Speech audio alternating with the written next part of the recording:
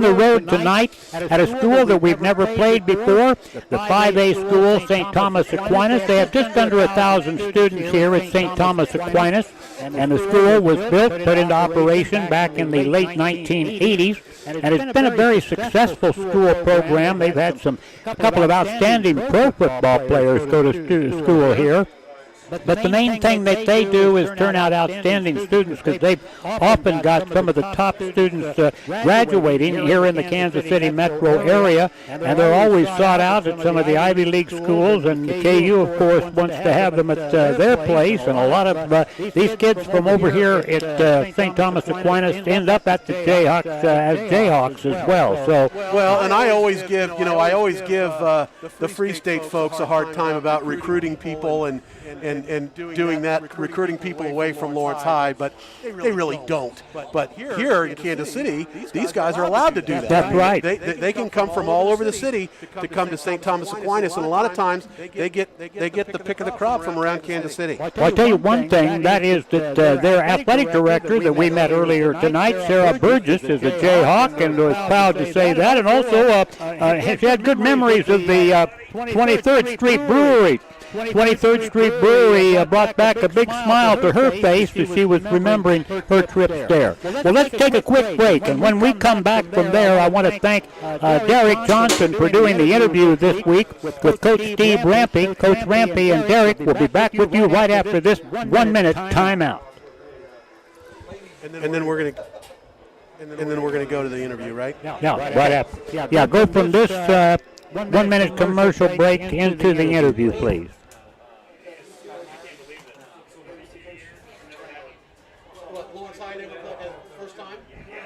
That's right. This is the first time ever. Yeah, first time. So when are you going to start a campaign to get us a That'll make a contribution. Whatever. You'll make a contribution.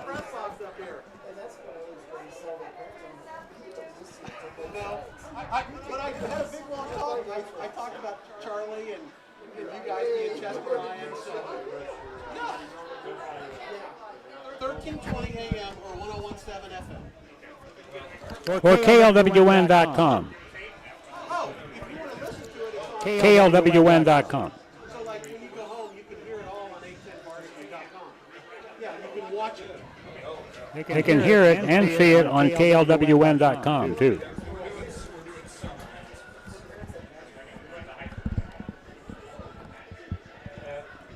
Boy.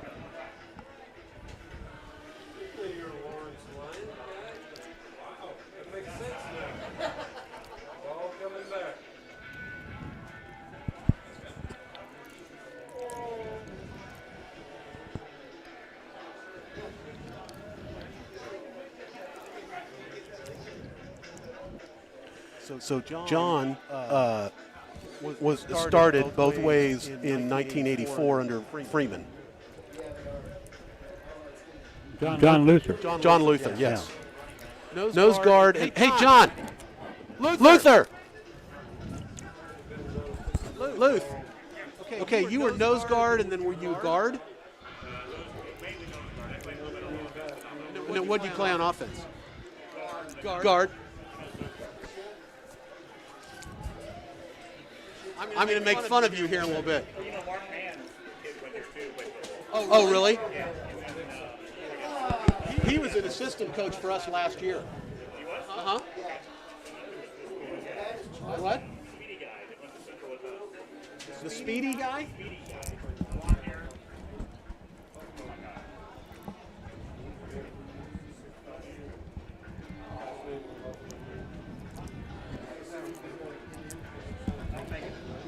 The only blonde I remember is Whitey and John Carney.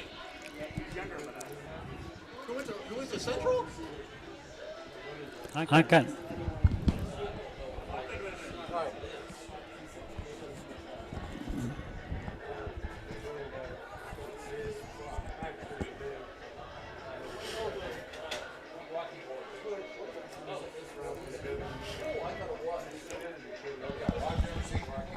Hey, John.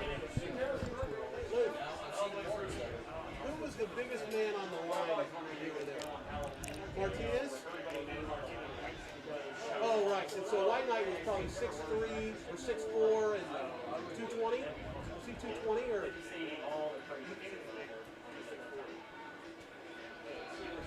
He was. So Martinez was 6'4", 240. You think? Okay. But Platts was skinny. He was only 220, and you were listed as 180, right? Or were you listed more than that? Were you listed as 190?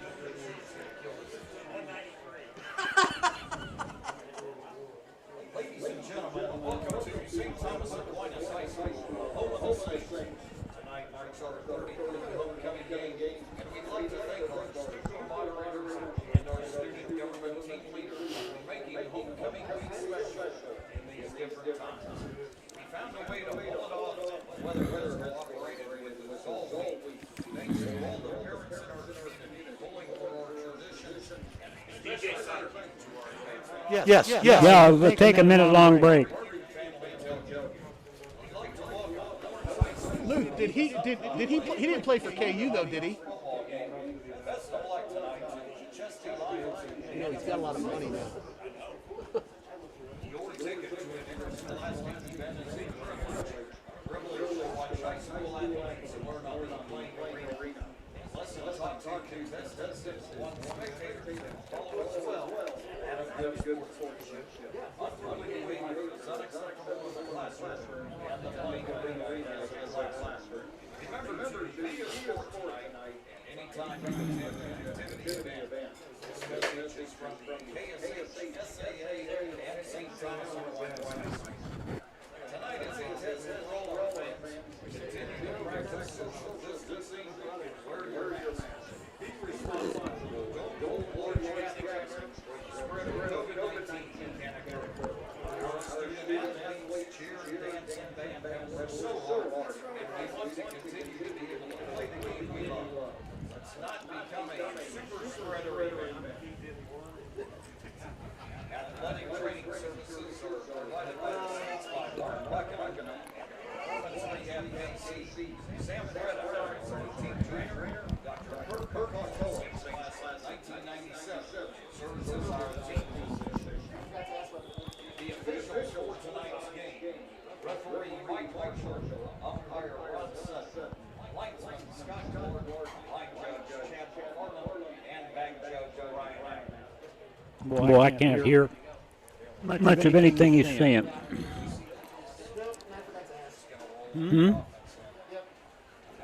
I can't hear much. Well, I've got mine turned up all the way. But that PA is loud.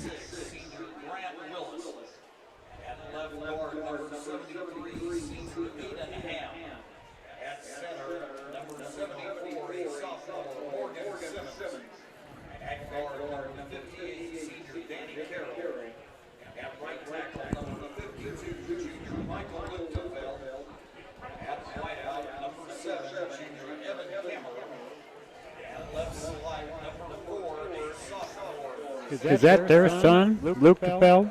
No. Their son's not playing. Their son's Yeah, up there, but I just wanted to add another one. Is that their last name?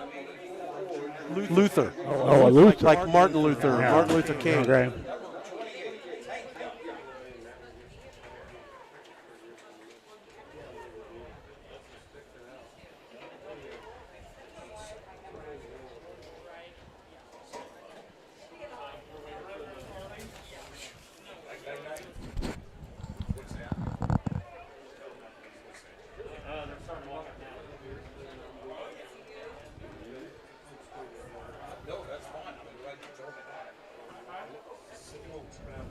Are they undefeated, Hank? Mm-hmm.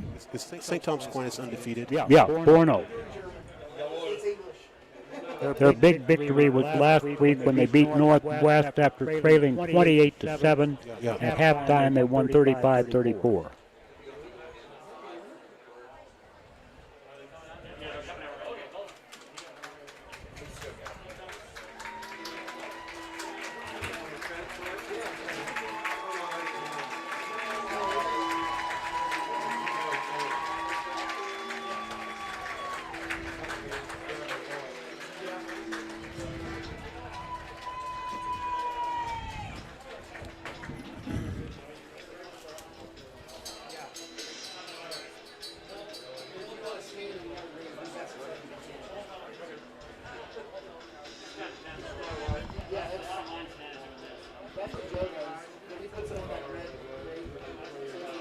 Welcome back to Lawrence High School. We're at the stadium here on the west side of Kansas City. And here in Overland Park, it's St. Thomas Aquinas, the opponent tonight. You heard Coach Rampy talking about these guys. They've got an outstanding team. The Lions, of course, only practiced together a couple of days this past week, Matt.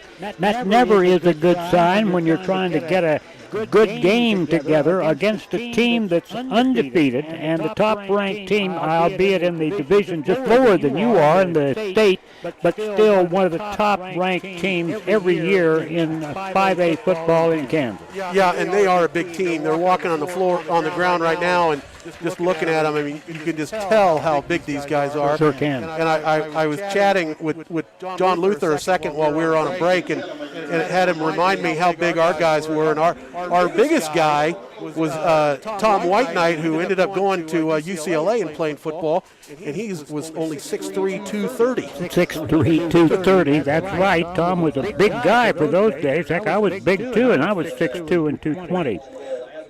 We're having a moment of prayer here at the St. Thomas Aquinas. Let's take one more break on KLWN. We'll be back in 1 minute. From injury and harm. We also ask blessings and peace on the Park family. And finally, dear Father, we pray for your grace, that you would provide us with the endurance to pursue our heavenly prize, eternal life in your Son, Jesus Christ our Lord. In the name of the Father, and of the Son, and of the Holy Spirit. Amen. Amen.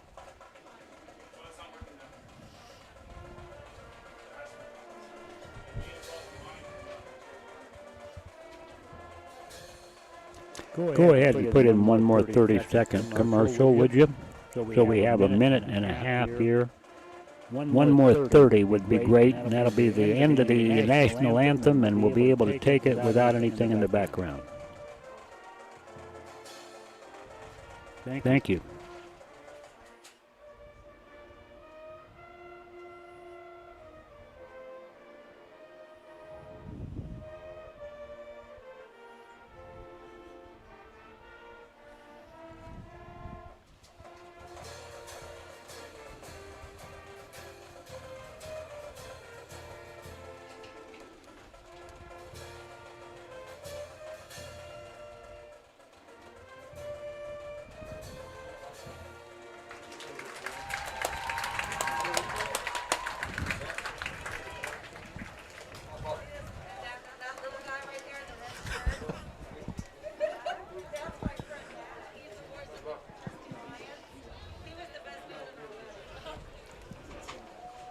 Welcome back to Lawrence High School football tonight on the road at St. Thomas Aquinas. Matt, you lived over in this area for quite some time. How do the neighborhood folks out here describe what their location is in Johnson County? Well, they love it here. I mean, they're Overland Park, and it's a beautiful neighborhood out here where St. Thomas Aquinas is located, but kind of the west side of town, right? Yeah, that's right. And I mean, but it's kind of. I mean, anymore, Hank, it's inside Kansas City. I mean, it's certainly Overland Park and surrounded by homes, surrounded by businesses and everything. And very oddly, I just called a little guy. I don't know what my friend Mary Luther was saying, but she said I was the little guy up here. I think she was teasing. That was back in the day when they were playing football, and you were not playing football, and well, you were bigger then, I think. So. No, I don't think so. I don't think so. But anyway, you know what? The Lions have it up for them tonight. It's going to be a contest. We've been waiting for this all night long. The Lions lost the toss. They won the toss. They won the toss. They deferred, and so St. Thomas Aquinas will be receiving the ball here to start this game. St. Thomas Aquinas will get the ball to start, and the Lions will get the ball to start the second half. And as they kick off, it seems that the odds say that most teams that end the quarter, most of the time it seems like they start the second half with the ball. If this is the kind of choice you make, at least that's what all those new odds makers say.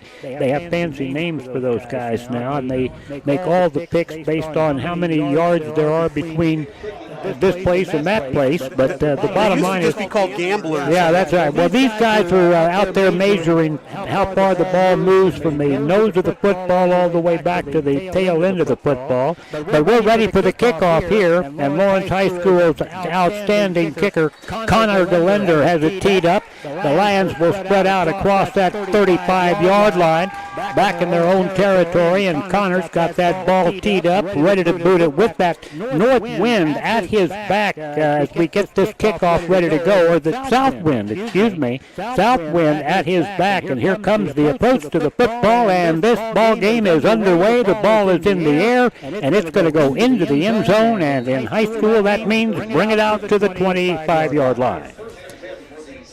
There you go. And they kicked it to the junior speedster, Evan Kammerer.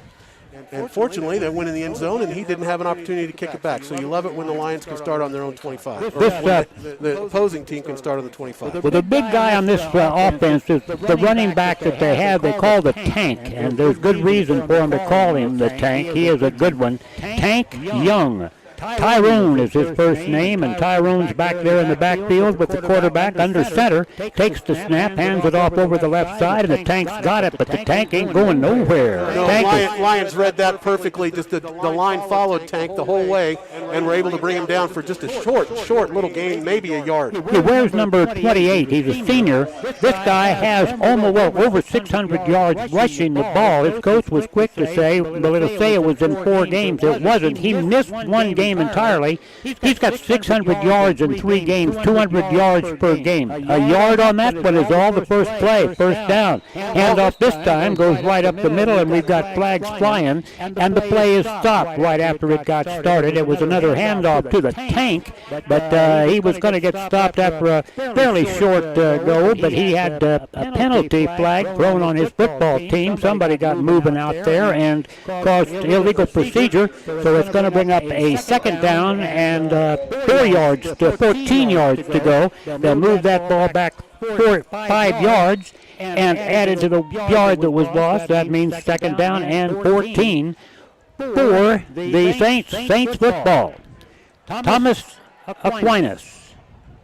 The Lawrence High School Lions line up in that tough 4-man defensive front, couple right on the edges. They scoot down the line a little bit. Quarterback's going to pitch it out to the outside. Ball's on the ground, and the Lions have the fumble. The pitch back was supposed to go into the hands of number 4, Xavier Horn. Horn couldn't grab it, and the Lions fell on it. Who was that got on the ball? You know what, Hank? I wish I could tell you, because it was so close. I saw Kyle Watson, and I saw Preston Greenwood back there. I don't know which one got the ball. There were several of them that had it, but man, what a great heads-up call. Just the quarterback pitched it. Number 28, who we've already talked about, the Tank, couldn't hang on to the ball. It went flying, and the Lions jumped on it. It's first and goal. Well, check that, 1st and 10. That's at the 8. First and goal at the 8. First and goal at the 8. There's the snap back to Dooley. He's going to hand it off to number 1. Try to turn that far corner, and he can't get it done. No, loss of 3 on the play for Trey Jackson. Yep, and that play went the way that a lot of plays usually don't go. The Lions don't start out either going wide. They went wide to the right on their first play on this one tonight, and no gain on that one. Second down and 8 yards to go. Actually 10. They lost 2 yards. Back to the 10-yard line. Yep, they lost 2 yards. Back quarterback hands off right up the middle, and it's in for a touchdown. A little delay on that one, and you know who gets that touchdown call all the time. That is Devin Neal, and Devin, the little guy, snuck through that line and put it in the end zone for the Lions' first score 2 plays after they recover a fumble. Now, how do you call him little? He's 6'2", 208, and he's a senior in high school, okay? Yeah, well. And he's going to KU. I don't think he'd appreciate being called little, Hank. I won't He call him pounded little. that ball, barely got touched right through the center, right up the middle, and in for a Lawrence High School football touchdown. There you go. Here's the snap. The ball is down. Calendar's kick is up, and it is right through there. The kick is good. The Lions, much like they did in game number 1 this season, get a very quick start in this game. They recover a fumble by that opposition team. Tonight, St. Thomas Aquinas on inside the 10-yard line. 2 plays later, a 10-yard touchdown run, and the Lions are on the board with Devin Neal taking it to 10 yards for the first. Hi, folks. If you think it's costly hiring a good roofer, try hiring a bad one. Darren Lutz here, owner of Alpha Roofing. Our professionals specialize in residential and commercial roofing, shingles, flat roofs, new construction, and re-roofing. Our process is derived from years of experience and dedication to the industry. This translates into a quality product and a customer experience second to none. Let our experience go to work for you on your next roofing project. Give us a call at 785-842-2676 or find us on the web at alpharoofers.com. Alpha Roofing, your first choice in roofing.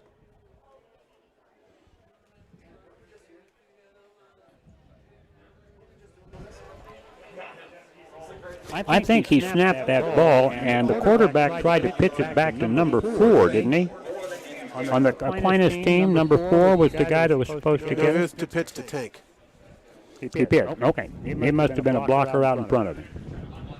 Welcome back to Lawrence High School football as the Lions are on the board, 7-0 leaders after a minute and a half, 10.5 minutes to go here in this first quarter. 7-0 Lions, and the kickoff for the second time in the ball game. The lender approaches, kicks it, boots it right down the field, and taken at the goal line. They wind the clock, and he's right up the middle and stopped right at the 10-yard line. And that was really shocking, Hank. I thought his foot was on the goal line. I did too. It was surprising that he didn't just go ahead. But in high school, if it's Great there, stop. they're going to stop it. But that ref said it's good to go. Great You stop. can bring it out. So great stop by the Lions. It's going to start that ball on the 10-yard line. 22, you know who that is. Cole Mondi. He got down there so fast the guy couldn't believe there was a Lion already at the 10-yard line. He whipped him down in a heartbeat. It's first down at the 10, their own 10 as they start out there. The Lions stopped him at the 20 the last time, picked up the fumble back at the 8-yard line. Here we go with the handoff right up the middle, and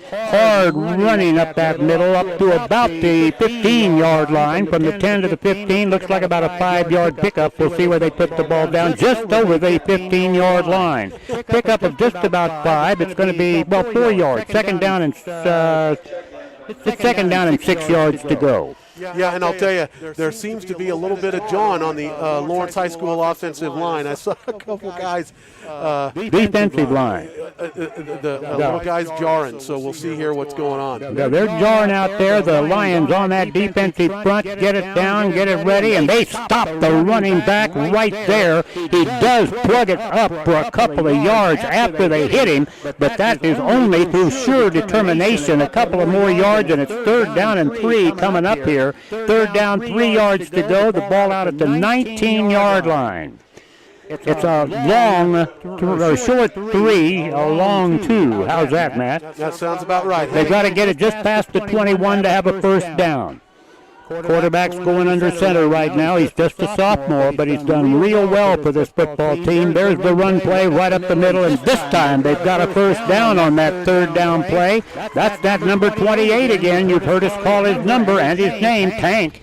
And that Tank has picked up another first down, or their first down of the ball game here tonight. St. Thomas Aquinas, they've got the Tank. They've got one of the running back that does carry it quite a bit. But By the way, Blake Schimmel with the stop on that, Hank. Schimmel did a great job on the stop, and the Tank made the first down. First down for the Saints just at the 24-yard, 23-yard line. Trying to get to the outside, turns, twists, and just does escape. The Lions almost had him for a loss back inside the 20, but back inside the 20, but he gets out to the 27-yard line, so they look out with a pickup of 4 because they had him stopped back there, but he twisted. The Lions had that stopped in the backfield. Kean Crawford just wasn't able to hang on. He just kind of slipped his way through it. But that's why they don't call him the Tank for nothing, huh? Nope, they sure have good reason. He'll carry that ball 2/3 of the time, and very few passing yards on this football team, partially because they do have a sophomore quarterback, but also in large part because they can run it so well. Quarterback's right under center, one back. He's the Tank, and he's trying to turn the corner this time on the right side. Short gain. Defense comes up and picks him up pretty good again. That tackle out there made by number 33 on the lead. Yep, Preston Greenwood. Greenwood from that defensive end position comes up and makes the first hit on him. A couple of people joined in to shove him out out of bounds. He gets a yard, and it's third down and 6 yards to go. 8 minutes to go, first quarter of play. 7-0. The Lions lead it much like they did in that first ball game of the season when they scored after a fumble in the first series of the game by their opponent. Second down and 6 yards to go. Third down and 6, back in the pocket, going to throw that ball, and the ball is underthrown by a lot because the intended receiver has slipped and fallen. He was going to do a cutback out there. I believe that's number 2 or number 3 on that offense. Well, the intended receiver was number 7, Evan Kennedy. 7, yeah. And that guy turned, and as he did, he slipped and fell, and that ball was underthrown. So now a punting situation comes up here for the Saints. And they send their punter back to do that kicking. The punter in this group, I believe, number 5, Matt Seabolt. Seabolt ready to take the snap. He's standing back at his own 12-yard line. Here comes the kick. Boy, the Lions busted through there. Fair catch called for and taken up at the 46-yard line. One of those blue shirt-cladded Saints taps him on the forehead and says, good catch, and the Lions will have it close to midfield when they take over, Matt. A good punt and a good high punt. There was no return possible. The Lions will have it at the 47 and in good field position, perhaps to get another drive, and they only had to go 8 yards on that last drive, 10 on the final play, though. But now the Lions have it. They're at the 47, so 53 yards away. Snap back. Dooley's got it. Now he hands it off. Neal's got the ball. He's trying to get outside. Breaks tackles to the sideline. Spins down to the sideline, down the sideline, and gets inside of the territory of the football team from St. Thomas. They say he stepped out, clear back up at the 41. Boy, he was still running hard, clear down close to the 30. But they say he stepped out at the 41. That's still a first down on that running play by the Lions. Yeah, plenty of yards for the first down. Nice work on first down for Devin Neal. And the handoff goes off once again to Devin Neal. He fights hard for yardage going over that left side, right in the middle of that football team's defense. And, boy, they've got a lot of guys surrounding him there. And the main guy on that defensive play out there for St. Thomas Aquinas, number 59. I was looking for that number on our program. It's pick up of 3 yards, second down, and long 7 to go. Snap back. Dooley's got it. Throws the ball to the outside. It's complete. And taken down to the 32 to Ben King. Ben King's got it. Didn't get out of bounds. That's all right. The clock runs. Was just in the first quarter. Right at 7 minutes to go here with the ball at the 32-yard line. And a third down and 1 yard to go. Third down and 1. But nice play. Jackson Dooley knew exactly where Ben King was. Ben King was wide open, and he hit him right in the open field, and then able to pick up a yard or two after the catch. And nice little pickup on second down. I believe somebody's stomping their feet out there. A lot of people are stomping their feet. There's a handoff right up the middle. Devin Neal's got it, and he's got the first down, and then about 4 more yards. Crashing through down to the 26-yard line. First down at the 26 of the Saints. I haven't had anybody stomp their feet like that on I guess it's wood out there, huh? Is that metal? Almost like it's Allen Fieldhouse here, huh? It sounds like it. It does. First down at the 26-yard line. Pass play over the middle. Caught right in the middle. Handoff. Oh, he's going to go almost to the end zone, but he stopped just short at a great catch downfield. What do you got on that number on that catch? Oh, the Trey Jackson. Gaston is the man that made that catch. We don't call him on catches very often, but boy, he made that one a leaping catch, just jumped up in the air, caught it right in his stomach, took it on down and close to the goal line at the 3-yard line. First down, goal Lions at the 3. No, one. That's a 1 yard. Yeah, Hank. That's a 1 yard line. Excuse me. Trey on that one, Hank. All right, here we go. At the 1 yard line, it's off to goal to go. Oh, and he's dropped for a loss. A couple of yards lost on that one for Devin Neal. Graham Huff. Yeah, for Graham Huff. Huff was the one that got stopped in the backfield, and Graham Huff, the senior, doesn't have that happen to him very often. You know what? No. Graham is a speedster. I love it when Graham gets the ball outside, but not to be this time. Gets it right up the middle, and there was nothing doing for him. Well, Graham Huff made that turn, and there was nowhere to go, so he had to just kind of eat the football. Now the handoff goes the other side. Devin Neal inside and makes the touchdown run good. From the 3-yard line, the Lions get TD number 2 in the ball game. A 3-yard touchdown run by Devin Neal. That guy picked up the blocks beautifully that were going on over on the left side of the Lions offense. They knocked those guys out of the way, and he followed his blockers and got into that end zone untouched. Try for field or extra point number 2 coming up for Golender. Golender steps back to kick it, and there goes the kick.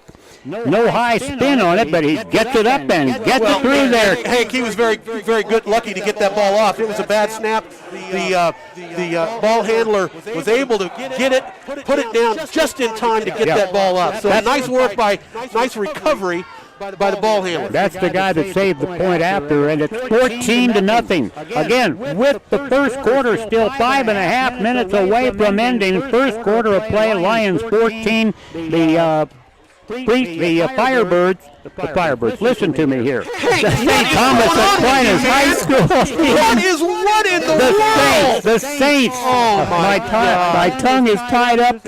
I'm already thinking about it. 14-0. We'll be back in 30 seconds. What did I was looking at something that said Firebirds on it, and I don't know where. It just all of a sudden I was Firebirds. What? The Saints. Saints. That's all you need to remember. Saints. Saints. Just like New Orleans. Okay, we're going to come back quick here, buddy. Hopefully, kick it out. Kick it out of the end zone. Here we go.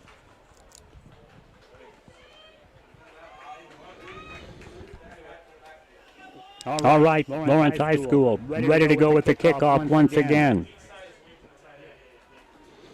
And Galender's ready to kick that football once again. Connor approaches the ball and blew off the tee. Bit of wind out here tonight. Hey, I didn't mention Jules Guard was the holder on that, so I want to give Jules Guard credit for picking up that bouncy snap and getting it down for the Connor Galender. Tough snap to grab. He grabbed it. He held it down tight, and then Galender got the toe into it just enough to make it get over that bar. Here comes the kickoff by Galender. There's the kick. High in the air and back into the end zone. It is in the end zone. That means it goes nowhere on the run. That's a safety procedure now. Nothing runs off on the clock. The Lions lead it 14-0. 5.5 minutes to go here in this first quarter of play. Lawrence High School tonight has pretty well controlled the ball game so far. You know this team can get it together. Last week they were behind Shawnee Mission Northwest 28-7, and the Saints won that ball game 35-34. So the Lions need to get a good lead and then hold on tight. Here comes the quarterback, going to throw the ball. No, he fumbles it. He was going to throw it. The Lion wrapped him up, and I think the Lion recovered it. That's 47 that got that ball away from him, and that's Carson Green. Defensive end Carson Green grabbed that ball away from the quarterback. He fell on it, but the ball belongs to the Lions once again, deep in the territory of the Saints. At the 15-yard line. That was a great tackle. Knocked the ball loose, and the sophomore couldn't hold on when Green hit him. Green also got the recovery of the fumble. And it's really shocking. I mean, the start of this game, only still in the first quarter, but I did not expect a 14-0 start with the Lions having the ball and driving. No, not at all against this outstanding team. Jalen Marshall, the center, coming in to go out over that ball, 6'4", 265.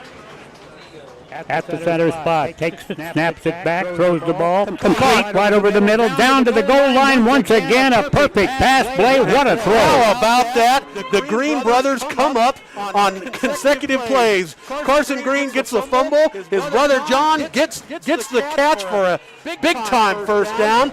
That's going to be first and goal from the 2-yard line. Nice catch by John Green.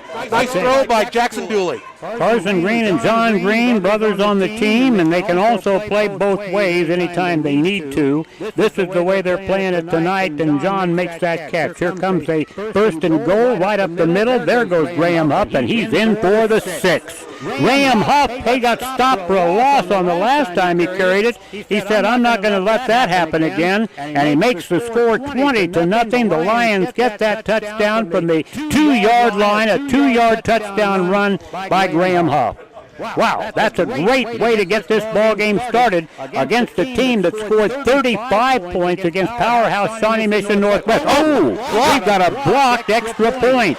Boy, Galinder that time kicked it low, and there was a hand that went up out there somewhere. The score remains 20-0. We're still in the first quarter. The Lions lead it. We'll be back with the kickoff in 30 seconds. I am, but You sure? yeah, I appreciate it, man. yeah.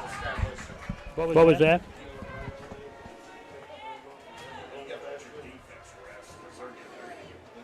Where did we start that drive from? Well, the 15. Was it 15-yard line? Yeah, 15. Okay. Pardon me, I was worried about the yard line. Hello, my name is Richard Holman, owner, member manager of LKS Imagine here in Lawrence, Kansas. What is LKS? Where did I come up with Free State? I don't Imagine. know. We Well, that are was an embroidery drifting and around garment in the print shop. We atmosphere embroider in somewhere. house. We garment print in house. Well, I'm going to hear Well, about we're involved that in the mistake community. on that We want to drive support our a couple community. of times And as the, if you're looking Free for State either of those Firebird somehow services, popped give into us a the try, and atmosphere we'll do the slid best through that we my can ears to into keep my and earn your brain business. How can people momentarily. find you? The Lions, though, are the team that's playing against the Saints, the St. Thomas Aquinas football team from You can Overland visit our Park. website, And the Lions have a www.lksimagine.com. We also have a 20-0 lead. Facebook But page for the second and an week in a row, Instagram page. they're LKS extra Imagine, points, your contact place for work, kicker, leisure, and and the sport. kickoff guy, Galinder, has kicked that ball so that it could be blocked, and it was blocked out there tonight. Here comes the kickoff by Galinder. He's put 2 out of 3 of the kickoffs into the end zone. Now he's got another one high in the air, drifting backwards. It's dropped back at the 3-yard line. He picks it up. He's running out, but he is stopped short of the 10-yard line. And I'll tell you what, that was Tank. Wow. Tank had that ball, and he thought he was going to go for a while. He tried to high jump a Lawrence High School player, but I believe it was. I want to say it was Carson Green who went up and just gave him a knock. That's I'm not right. 100% positive with Carson, but I believe it was. Well, Carson got him for a yard further back than he went the last time. He got up to the 9-yard line. The last time he made it all the way to the 10. First down at the 9. Lions shifting along that defensive front. They're handing off to the Tank. Going to the right. He's got some yardage this time. And then the Lions pile on him over there and get him stopped after a pickup of about 7. Looks like they took the ball clear close to the 20-yard line. Nope, only to the 17.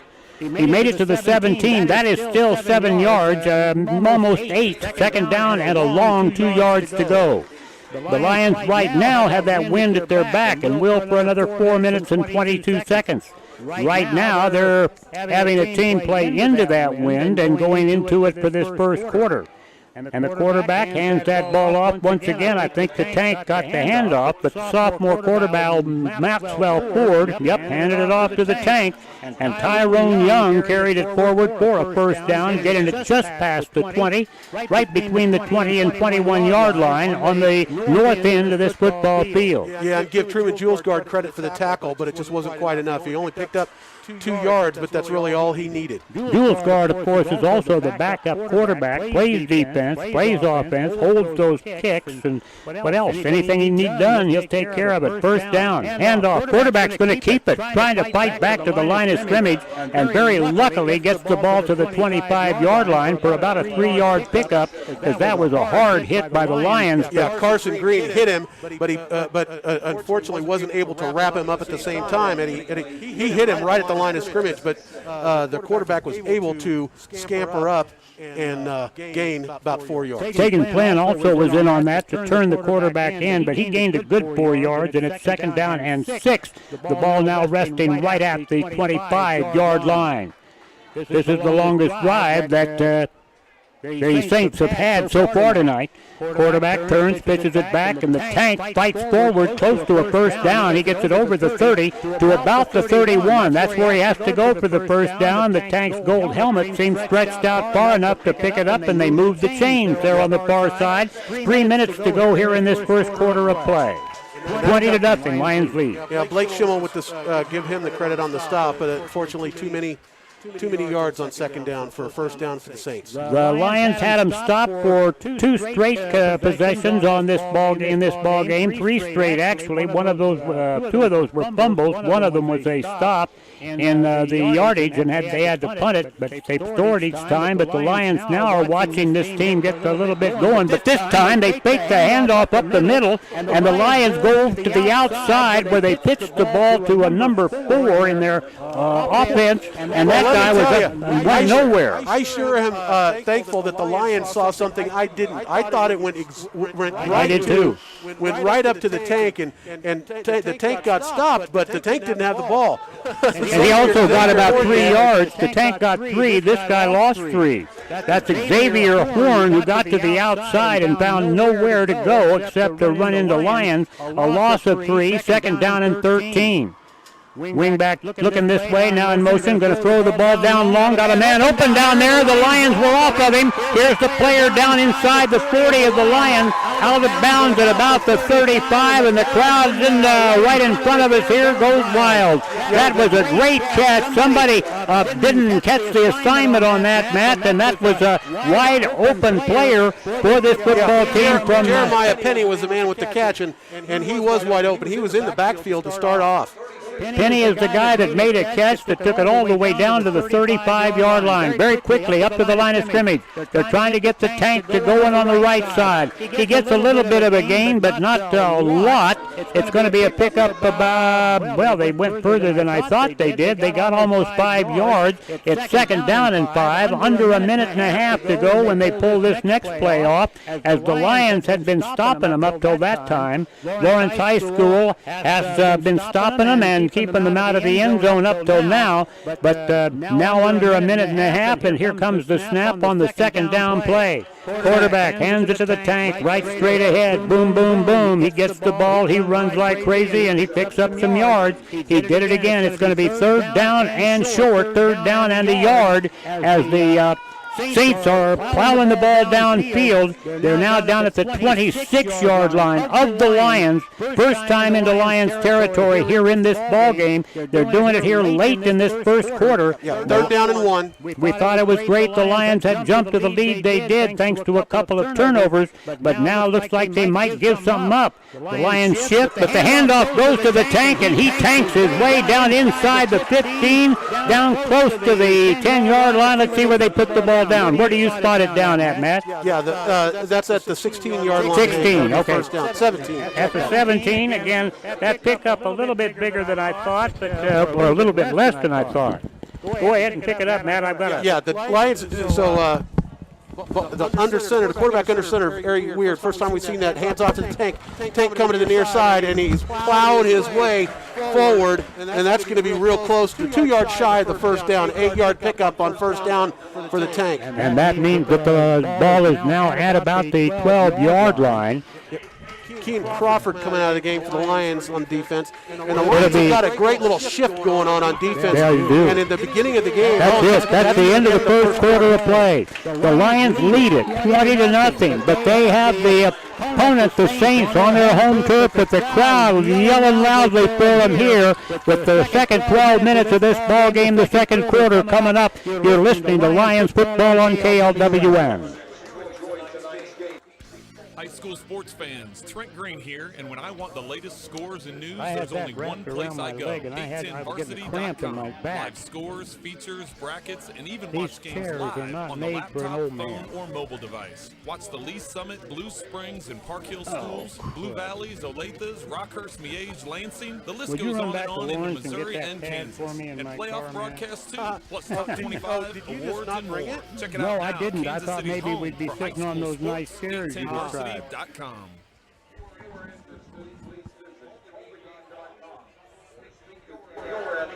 Lawrence High School leads it 20-0, but at this time they're getting threatened and threatened hard. We've got a first and goal,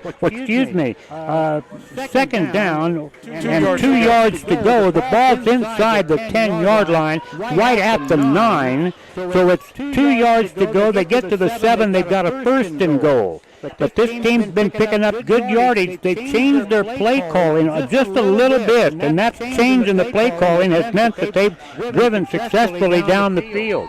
The Lions had them stop their first 3 possessions twice on fumbles. No fumbles here so far. Quarterback's going to try to keep the ball and go in, but he can't get there because he stopped in the backfield. About 3 Lions had a hold of him down at the very bottom of that stack. I see it's like 26 for the Lions. 55, Hank, right? Our big lineman, Trevor Bars. And Trevor's a lineman who's kind of been jawing quite a bit with the Saints lineman. Well, that guy can play, and he's got a 3rd down still and 2 yards to go. 3rd down, a long yard, just underway in the second quarter. The Lions 20, St. Thomas Aquinas, nothing right now. 3rd down and long yard. Quarterback going to turn it upfield on the quarterback keeper, and he's got a 1st down inside the 5, down to the 3-yard line. One of the Lions jumped on him, but couldn't get him stopped. Yeah, Corbin Overzon was all over his back, and he kind of rode him for the last 5 yards of that pickup, but it was enough for a 1st down. And Corbin, when he got down, he was kind of staying on it. It looked like Corbin was trying to fight for that football. One name we haven't called yet tonight is Cole Monday. Matt, have you seen 22? You have. Well, I did on that opening kick. No, that kick we called him, he got stopped there, but not in the regular defense. Quarterback hands it off to the tank. He fights for yardage. Is he in the end zone? He's not. No signal. No signal. And Cole was shadowing him. Going to be a 2nd down. 2nd down and a yard to go. Cole was over there on that stop. Well, he was shadowing Tank that time, and I think had Tank gotten out a little bit further, that would have been all Cole, but as it turned out, the line stopped him. The ball is right at the goal line. The nose of the football on that goal line. 2nd down and inches. 2nd down and nothing. It's quarterback under center, takes the ball, keeps it, pushes forward. I believe they'll call him in for the touchdown when this is all over. There it is. Hands go in the air, and the Saints have put 6 on the board with the extra point try coming up. 10-18 on that clock, Matt, for your record keeping there. The Lions, when they had the ball and the win, they scored 3 times. Now the Saints from St. Thomas Aquinas have the ball for a series with the ball at their back, and they score. Here's the snap back. The kick is up, and it's low, but it gets through there. It is 20-7. The Lions have given up a touchdown here in the first half to St. Thomas Aquinas. It's 20-7. They've got to get this ball back and get those points back. We'll back to tell you about it right after this 30 Whether we're rising to meet a moment or the moment comes to meet us, we make our mark by showing up for our team. And when we do, we build something special. We become something bigger, more than something that can be defined on a map. We become a community with a shared understanding that when we rise to... My glasses away, man.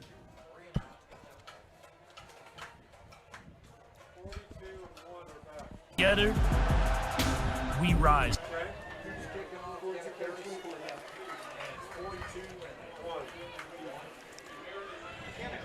Kickoff is coming. We had a couple of games where the kickoff team didn't get to do much of anything except start a first half or a second half. Now they're going to get a kickoff here in the second quarter, and they haven't taken that happening many times already in their season so far.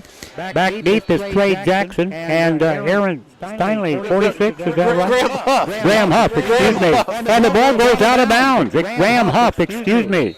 I looked down at the names along with the others and said, no, that's not. That's Graham Huff, and you just said it for me. Thank you. But that ball was near Trey Jackson. He didn't get a chance to field it. Very wisely let it roll out of bounds. That means the Lions will get excellent field position. The kickoff rolls out of bounds here on this near side of the field. They'll move that ball up to the 35-yard line, and the Lions will take over first down right there. Lawrence High has had a great first quarter. Now, can they follow it up with some more scoring here in this second quarter of play?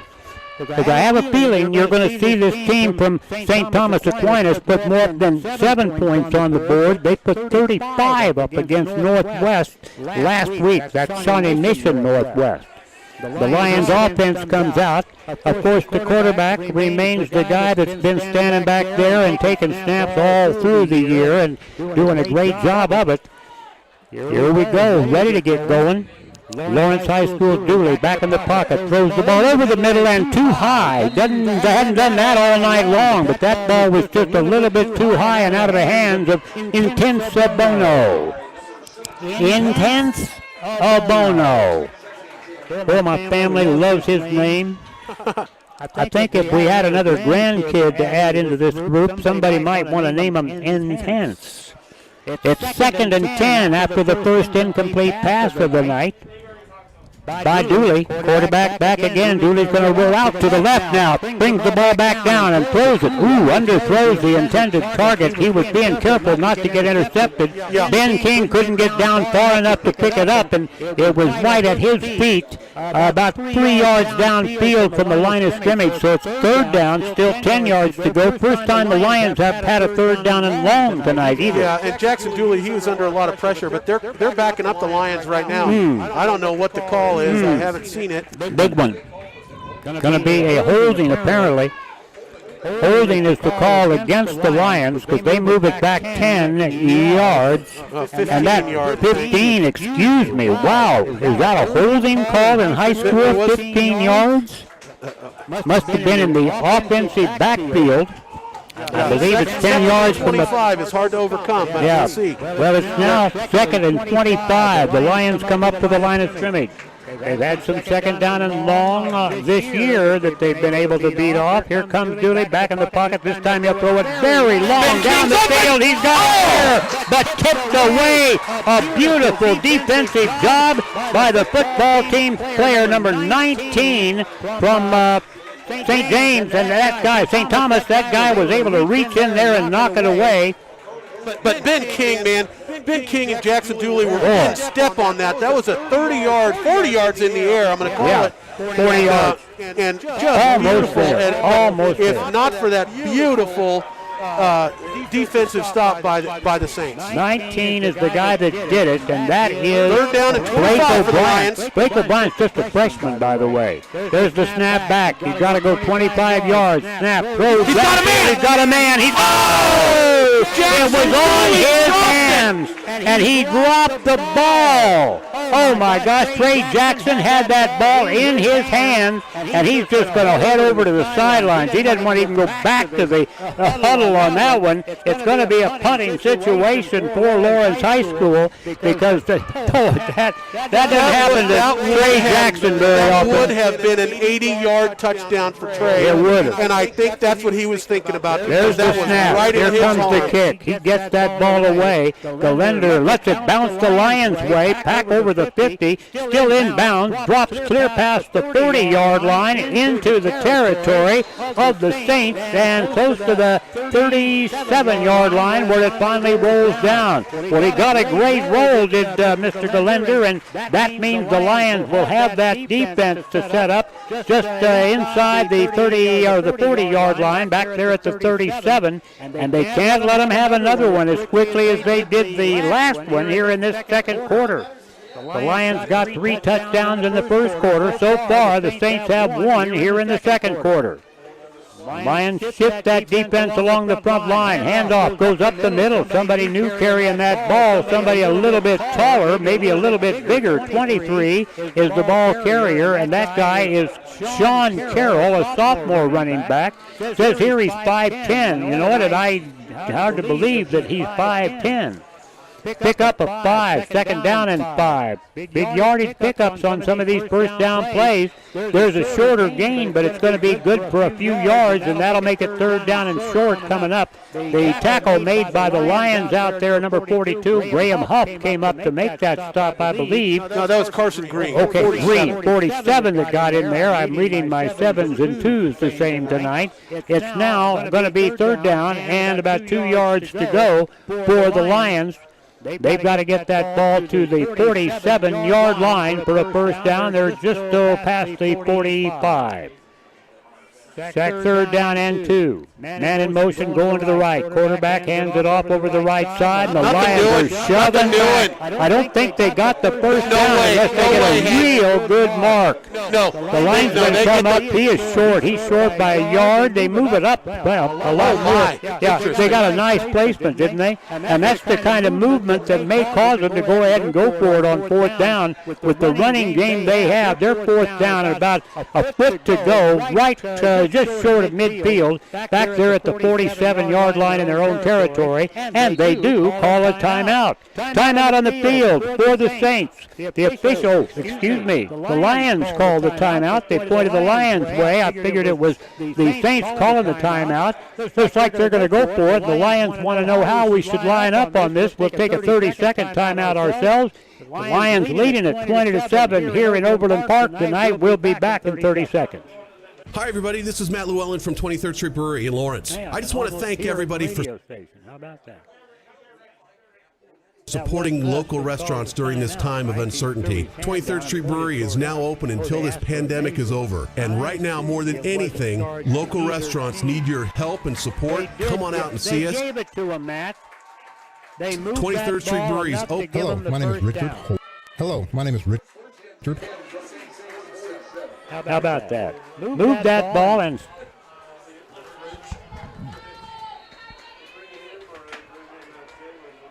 get ready for a shock, folks. The Lions are not going to have to play a fourth down. They're going to play a first down because they gave them the first down on that last running play after they remeasured it. No timeout was called. It was a measurement on that play, and the play was good for a first down. Long pass downfield, and it's incomplete. The sophomore quarterback just overthrew his intended receiver, Evan Kammerer. The junior downfield reached out for it, got a few fingers on it down there, but that was about all. And he was as wide open as Trey Jackson was. There was nothing between him and the end zone had Evan made that catch. Evan Kammerer is the guy that it was thrown to. That may be Kammerer if there are folks listening over here, and I know we have some listeners. Wanted to say hello to a couple of the former players that may be listening here tonight. Center Bryce Clayman, who was on this team, and Colin Powell, who was also injured in a car accident. Ball's on the ground.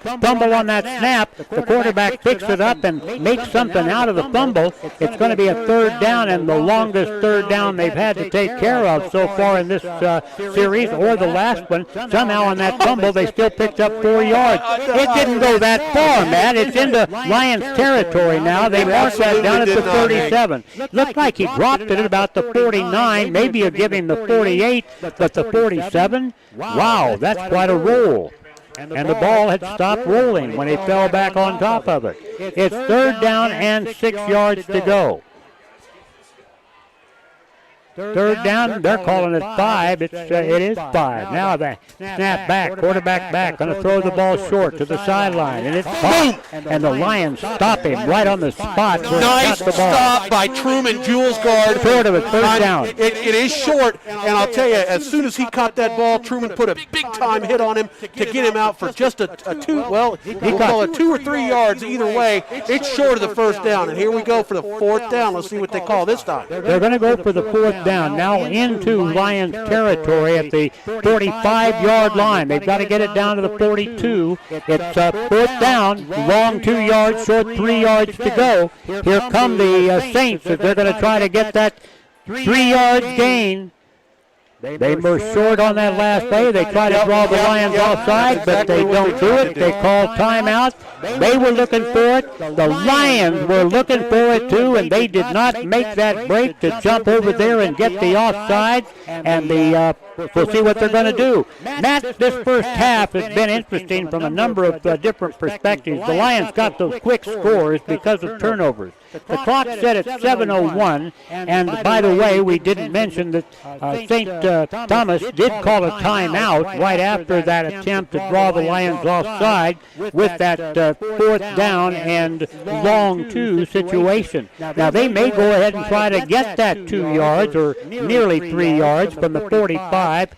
Down further into Lions territory at the 42 would be where they get that first down. But with 7 minutes and a second to go, I think they'll believe possession is 9/10 possession is 9/10 of the law, right? And the law here is if we keep hold of the ball, we can score and make up some of those points we gave away in that first quarter. So let's see if they don't come out there ready to keep that football. Try once more on a fourth down call. And I don't think so, Hank. The Evan Kammerer is coming out, and he is the punter. But looks like, is he lining up as a wide receiver or no? He's lining up as a wide receiver. Yeah, they're going for it. Yeah, they're going for it, and Tank is right behind the quarterback out there right now. And let's see what they do. Fourth down, long two. Tank's got it. Hits the right side. They're fighting. He got it. He may have gotten it, and that's just on second and third effort. He was stopped at about the 45-yard line. That's where they hit him first, just past the original line of scrimmage. Then he had another yard, and then he pushed again, and he got that extra half yard. And the Lions do give up a very hard-earned first down on a 4th down and 3 situation. They got it just past the 42-yard line of LHS. Many teams have not been able to do that when they've tried it against the Lions. 6:47 to go here in the first half. The Lions still leading this one by a score of 20-7. But once again, moving the football, the team from St. Thomas. Ball is on the ground, but fighting for it. And the Lions, I think, have recovered it. Let's see. Well, the Lions are saying they've got it. The Lions may have it. We'll see what they say, but no signal. Now they're saying... I believe that the Saints still have it. The Saints still have the ball, and that's amazing because they hit that running back very hard. I believe that was the Tank, right? He dropped that ball after he got hit. The Lions had a couple of guys going after it. They may knock each other away. Gain of only a half a yard. Second down, still a long 9 to go. Lawrence High School needs to get him stopped here close to midfield. Back in the pocket. Pitches it back to the Tank. He gets the corner turned. They'll not stop him here. He's going to get down inside the 30, close to the 25-yard line, and the Tank wheels and deals down this near sideline with the speed burners on. He gets the Lions for about 20 yards, Matt. Yep, but Cole Mondi able to save the touchdown and gets the tackle. He was big on getting that. And he put a hurt on the Tank. That might have been the first time that the Tank really got hit good all night long. Well, he had some other hits where he lost the football. The quarterback out there for St. Thomas Aquinas is just a sophomore. He's got a first down now down at the 25-yard line. He keeps the ball on the option. He's got good running room, and he's cleared down to the 10-yard line. My goodness, he made mincemeat of the Lions defense on that one. This team from St. Thomas Aquinas says, you may have scored on us because we made some mistakes, but we're not going to keep turning that ball over. And the last 2 drives have been really impressive. They've got that ball now. First down at the 12-yard line. First down at the 12. St. Thomas Aquinas Saints. They're undefeated 4-0.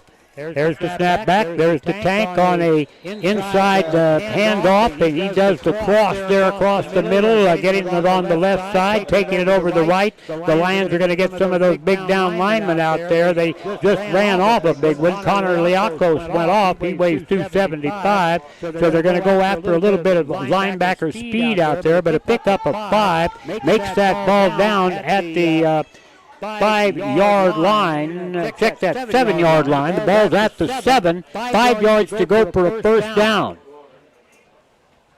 Quarterback hands it off. The Tank fights over the left side. He won't have a first down. It's going to be third down. Not goal, but third down. They can get a goal to go inside the 3-yard line. But still has 4 yards to get that first down.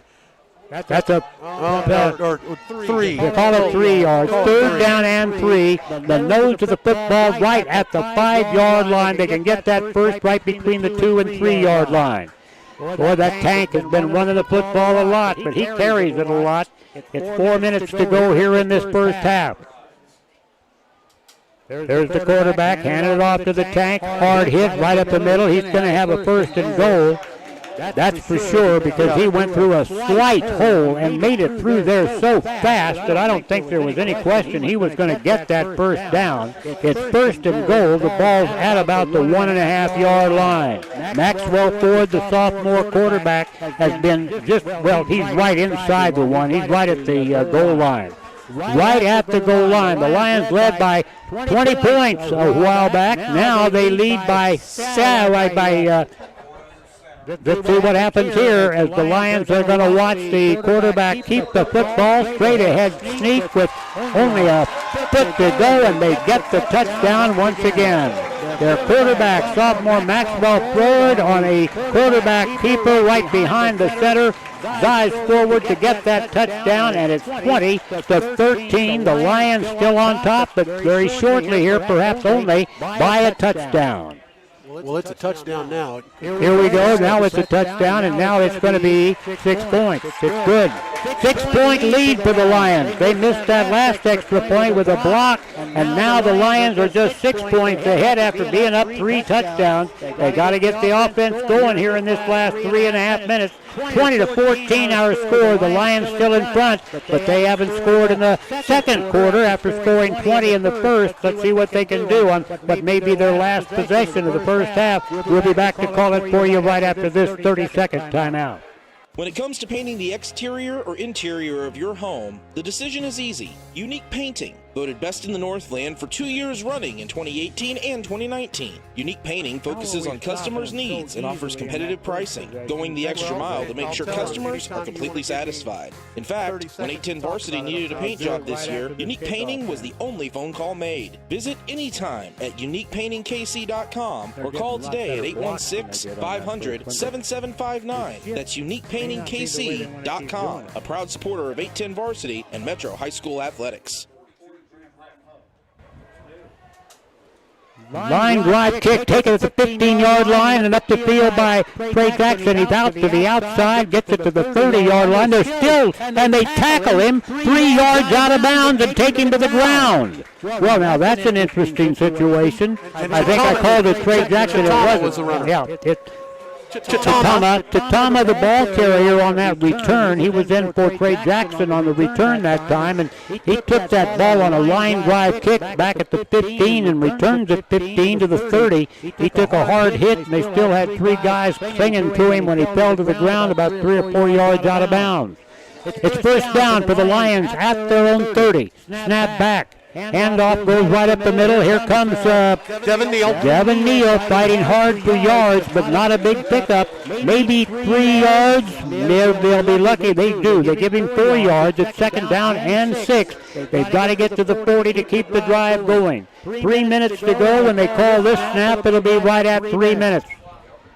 There's the snap to Dooley. Going to throw the ball to the outside. It's complete. Taken out there by the Lions, and he's going to be tackled after jumping back inside. He didn't try to get outside to stop the clock. Yeah, that's number 23 that made that. Intense Obono.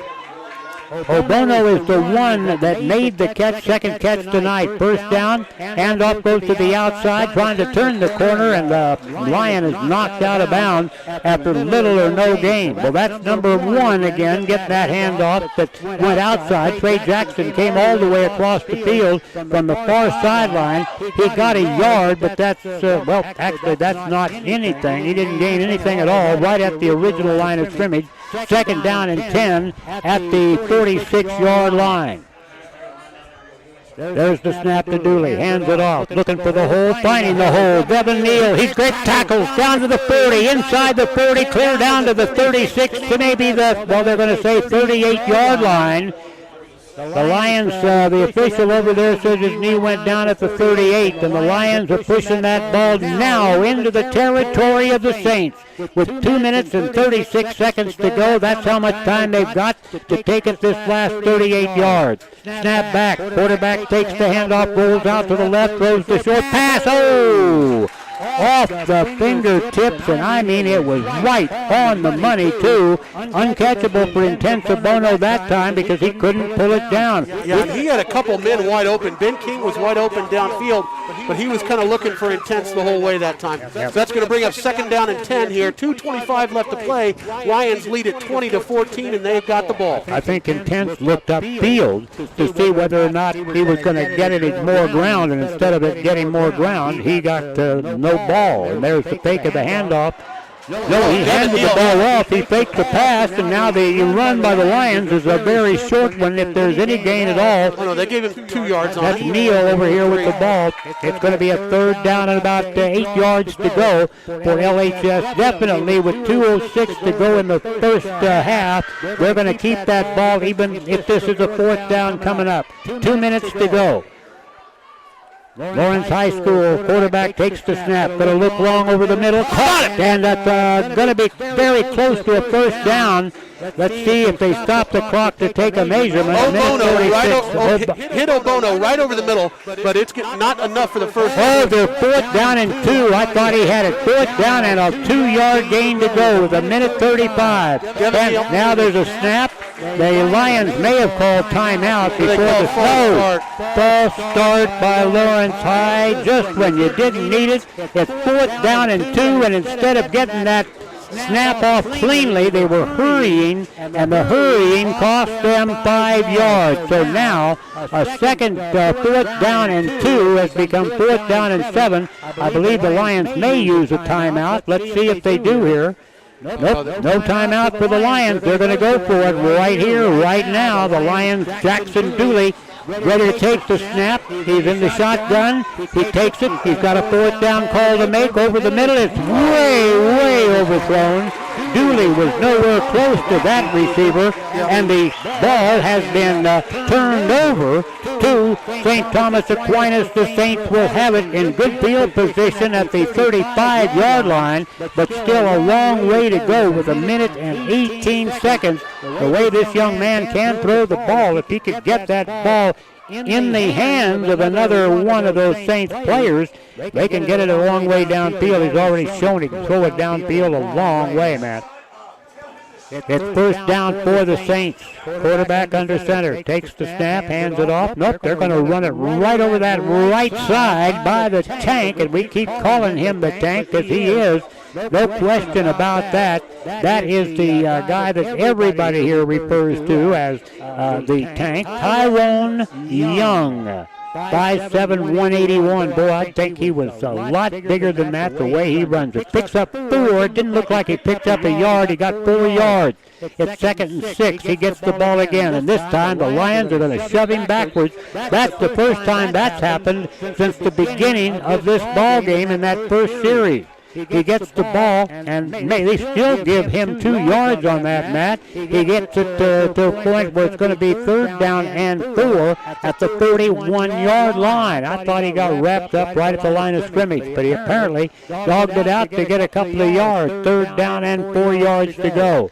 The quarterback, number 8, Maxwell Ford, a sophomore, 6'3", 206. Got a long way to go here with this Saints team for 2 more years after this one. They're undefeated so far this year. And there's the little guy, the Tank on the outside. Breaks tackles and is cleared down to the Lions' 39-yard line with 3 seconds to go on the clock. That may be the last play coming up. No, timeout, Saints. Timeout is on that board now for the Saints, and it's 3 seconds to go. I'm going to keep it right here, Matt. It may be a long timeout, but we're coming up for a longer timeout when the halftime gets here in 3 seconds. I am really surprised by the Lions' inability to get those running plays stopped at this point in time. Well, Hank, those two totally different plays. On the first two touches, it was right up the middle, and it looked like they were going to be content just to kind of run out the clock. But then on that play there, they went to the outside, totally fooled everybody. The Lions really felt like it was going to be up the middle again, but they give it to Tank on the outside, and Tank able to pick up about 20 yards on 3rd down, and you thought that was going to be the end of the quarter, or the end of the half, but it's not. Their 41-yard line, they want to get 6 more. They do indeed want to get 6 more, and they're at the Lions' 41-yard line with 3 seconds to go. Just one play, time for just one, so they'll have to go for the distance, and the Lions are in that big umbrella defense defense. Their deep secondary, the safeties back at the 15-yard line. They've got the corners back at the 20. Now they're going to call timeout on once more. They had another timeout down there on the board. They're going to use it, and the Saints will take this one. 30 seconds on the scoreboard there to take this timeout. We'll be right back for the last 3 of this first half.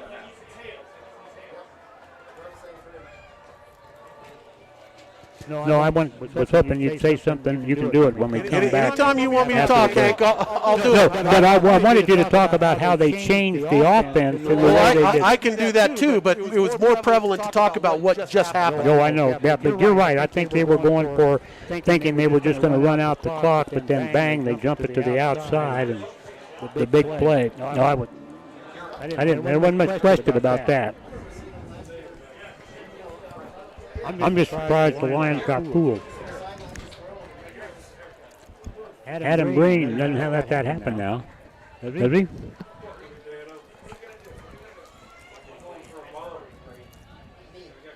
Oh boy.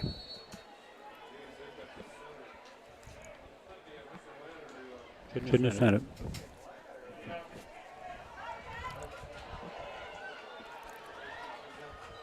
There it is. Hey, on the last play of the first half, the pitch goes back to the little guy, the tank.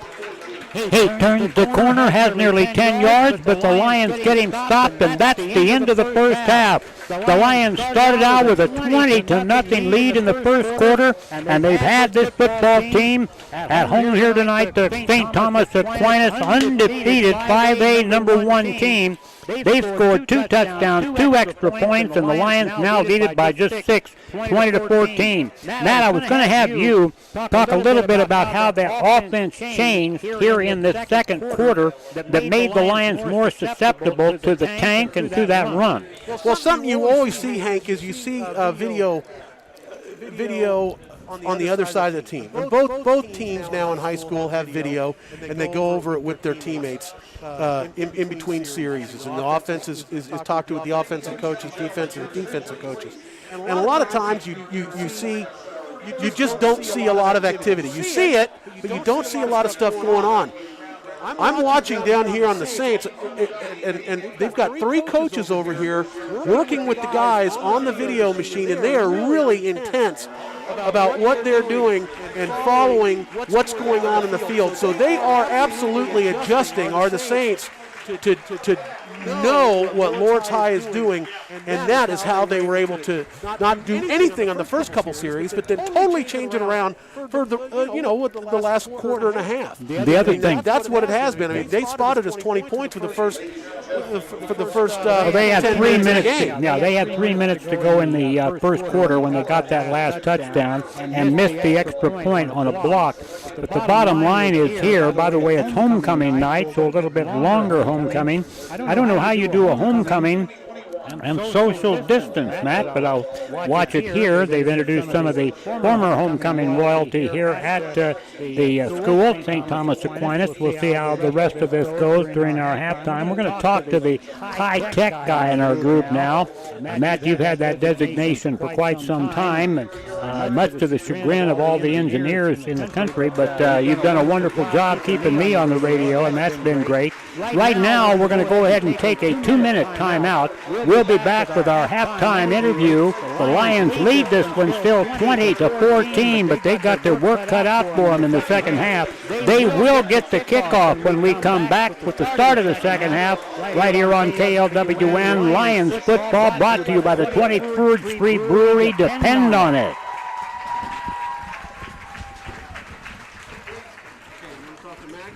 Well, you are. You know the language. I don't even know what he does. Okay. How it all works. I don't know. Do you have a mic, or are you just going to give him your? No, I'm going to give him mine. How long is this break? Because Matt's going to do the interview. I don't know why. Thank you.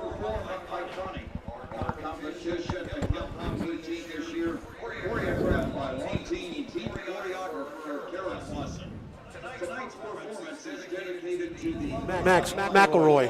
McElroy. McElroy.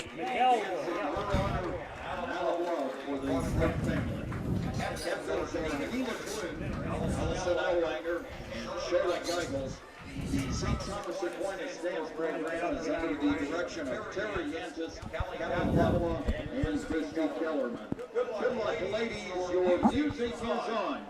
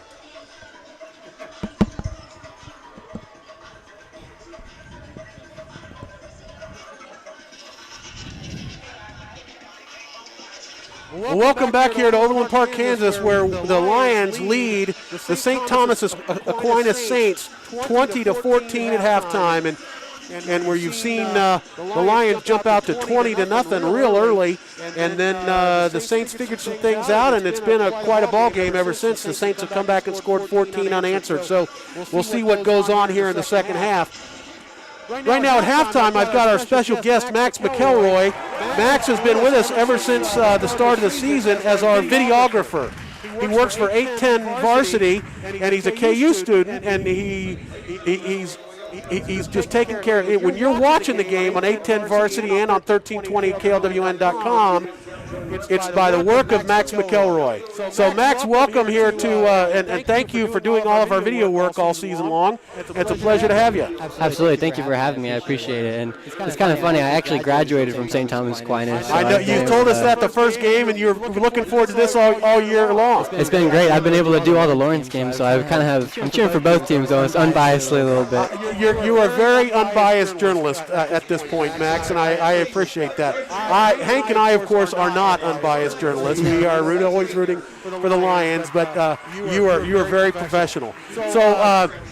So what got you into this here at this point in your world? What makes you want to be a broadcaster? Yeah, I think I've always just been attracted to the world of sports and how passionate fans get about it, and I think it's beautiful, super unique, and being able to start over quarantine, I started working for 810, and then I got an email from Chad, and he said we needed some help doing some of these videography games, and I lived in Lawrence. I live right down the street from Lawrence High, so it was a perfect opportunity to be able to, watch some football, but then also kind of get my feet, wet a little bit. Sure, and you're talking about Chad Rader, who's the proprietor of 810 Varsity and does everything. Really, Chad Rader brings high school football to Kansas City. If it wasn't for him and his vision on 810 Varsity, we wouldn't have nearly as many broadcasts of high school football that we do. Absolutely. It's been great. You can see on YouTube or 810varsity.com, you see, 15 games, just each week that he's whipping them out, and he does a great job running everything, and that way everyone who can't go to the games or isn't allowed to go to the games with COVID now, they can just watch them right on their phone. It's super easy. Right, absolutely, and it has certainly been fun for me because I've been able to critique myself. I critique Hank a lot more than I critique myself, but and also am able to kind of watch your video work too. Do you go back and look at the videos? I do, yeah. My mom sometimes watches some of the videos too. She texts me, goes, "Great filming, you're doing a great job." But yeah, I go back and watch them, just make sure everything's right and not too shaky. Well, awesome. Where's your mom? Where's your mom at? Is she here, real close to the? Yeah, she is right down Flub. I wasn't too far away from here when I came, so it was great. Do you know Mary Luther? I know the siblings. I know the siblings. I don't know if I've ever met you before. Yep, correct. You know Jack Luther. I do. So Jack is their middle child, and Charlie's here and Mary, I think she wants to get on the radio. I think that's what she is. Yes, Mary, we're on the radio. she knew that. She's just kind of teasing. And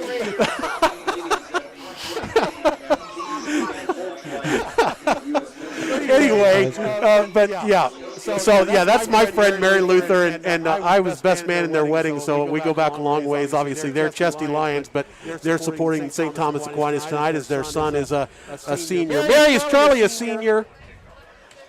Is Charlie a senior? He's a junior. Okay. But he's doing some video work for them tonight, and Mary is being the Lawrence High School trader that she is, and rooting for St. Thomas Aquinas. So I'm going to try not to let that. But Mary Himmelberg, the Himmelberg family in Lawrence, that's who she is. So trying to interrupt our broadcasting and doing a great job of it too. Hey, I get you. I live in Lawrence now, so it's kind of a toss-up for who I'm cheering for this game.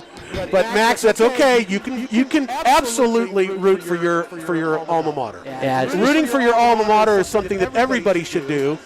Something that Mary didn't learn at Lawrence High School to be the proud, lifelong Chesty Lion that she should be. She's totally switched teams on us. Yeah, and it happened. It's been a great game to watch, honestly. I mean, it has been a great game. And what about this Aquinas team? Have you been able to see any of their videos? Yeah, so I played my senior year 2 years ago, and Tank was our starting running back. So getting to block for him was honestly really easy because you don't need to do much for him to be able to find some space. And then on the other side, you have Devin Neal. So just the running back battle, I think, has been great.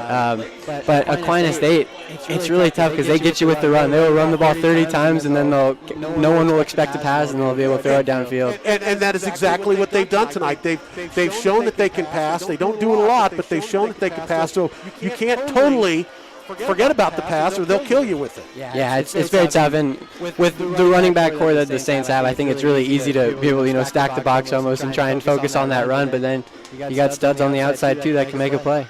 Well, so what about you now? So what do you ultimately see? Did you do video work when you were here at Aquinas? I did not. I watched a lot of the A10 broadcasts, which is funny after my games, kind of critique myself in the game. But getting to KU, I just wanted to get involved and just do as much as I could with the sports world. So I do a sports show at KU. We do a debate show, which is a lot of fun. And then doing this has been great just for experience and, getting to meet people like you. Well, don't say me. I'm not important. So you do that? Do you do that on KJHK? I do, yes. Okay. And so what is that show about? So KJHK is the dial number for KJHK is? Ooh. You don't know? I wasn't prepared for this. Oh, sorry. It's your station. You should know that. That's for future reference. And it's okay that you're not going to promote KJHK on our radio station. I will. But do you talk about KU sports primarily? Yeah, we do a kind of a plethora of things. The whole point of it is basically a sports debate show. But we've done a lot of KU sports, NFL, NBA, all the kind of professional. But we're trying to do a little bit more local just to make it more appealing to the crowd. So this week we did about the quarterback battle going on at KU. Yep. So it's been really great, and I've been able to do that for a full 2 years, which has been awesome. Okay, so what's your take on the quarterback battle at KU? I'll tell you what, I am a big fan of Jalen Daniels. It's a team that's very young, obviously, and I think if you can have good growing pains this year when the team is, not performing at the highest level, I think that's a perfect place for him to go and build off of from this year on. Sure. And what do you think about Coach getting COVID? I just hope he's all right. I hope he's all good. I think that's the biggest concern. I don't think even think KU plays for another week or so, week and a half. So. Right. So we're going to see a lot of quarantine action, obviously, that's very worried about what this could mean for the KU team in general, because Coach is very, he's a very hands-on person. He likes to be with his teammates. He likes to...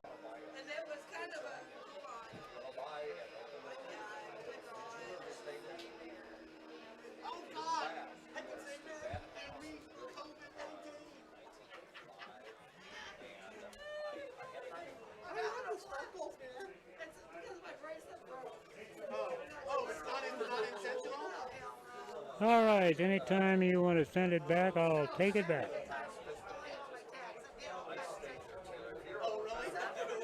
Thank you.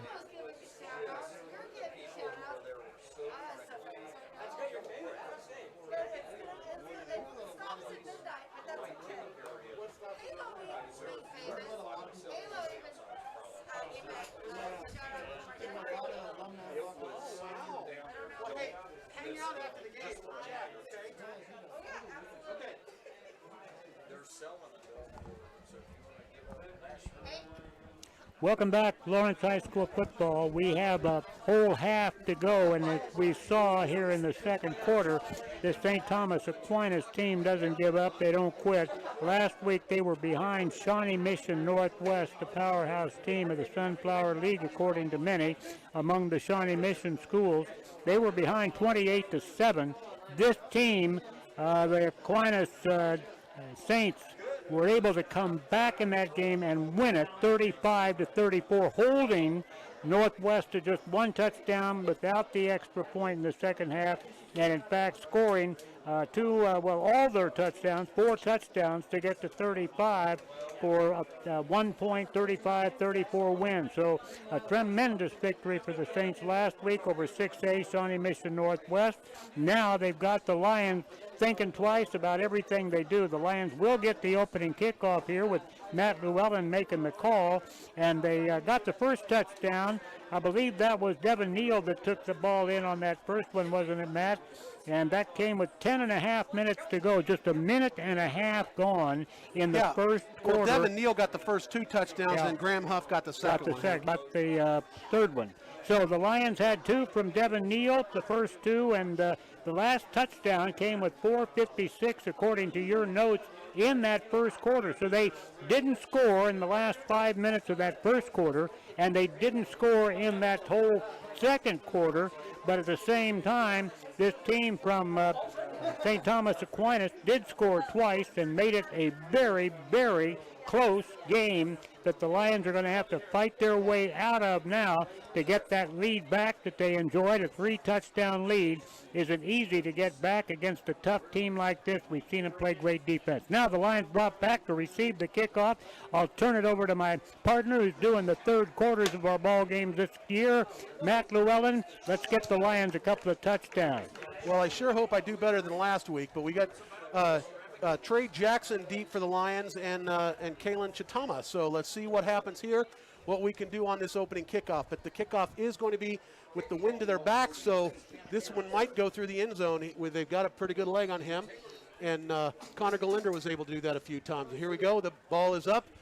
Not too high. Caught there by Chitama on the 15-yard line up to the 20, 25, 30, 35, Flag. up to the 40, 45, 50. And knocked out about right there at 50, well, we'll call it the 48-yard line of the Saints. We've got a flag down, back tossed at the 25-yard line, Matt. That's coming a long, long way back. Yep, flag. That's holding on the Lions. That's going to come way back. Well, the penalty, now they've thrown another one further up the field. They threw that one at the 40. Let's see where they mark it off from. The one official, the main guy with the white hat, put his yellow flag down at the 25.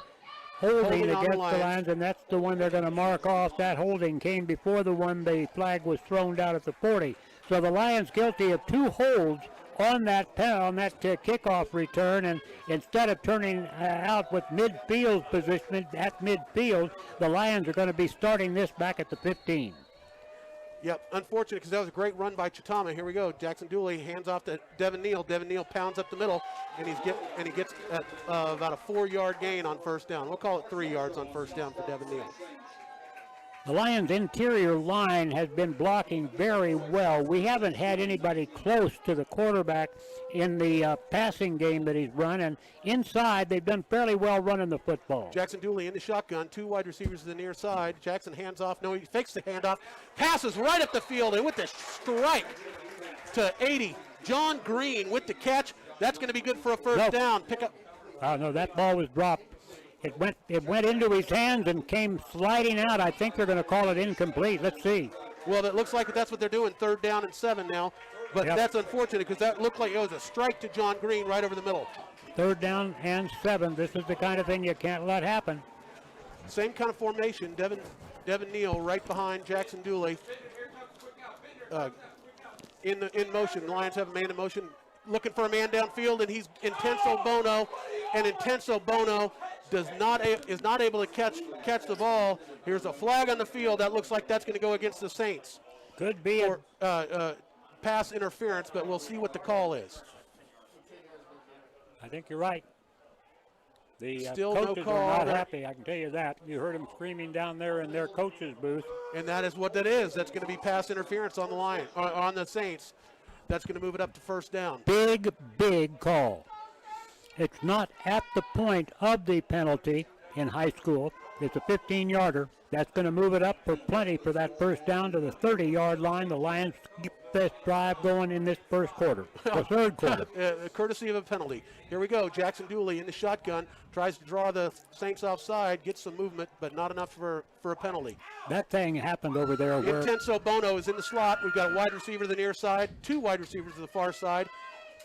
Dooley's got the ball, hands off to Devin Neal. Devin Neal's coming to the near side, looking for some room, twisting and turning, and finds a couple. Unbelievably, he looked like he was going to get stopped before the line of scrimmage, but able to pick up by just sheer twisting and turning and moving around. How did he do that? I don't know. And now the yard marker's back. Did they call a penalty?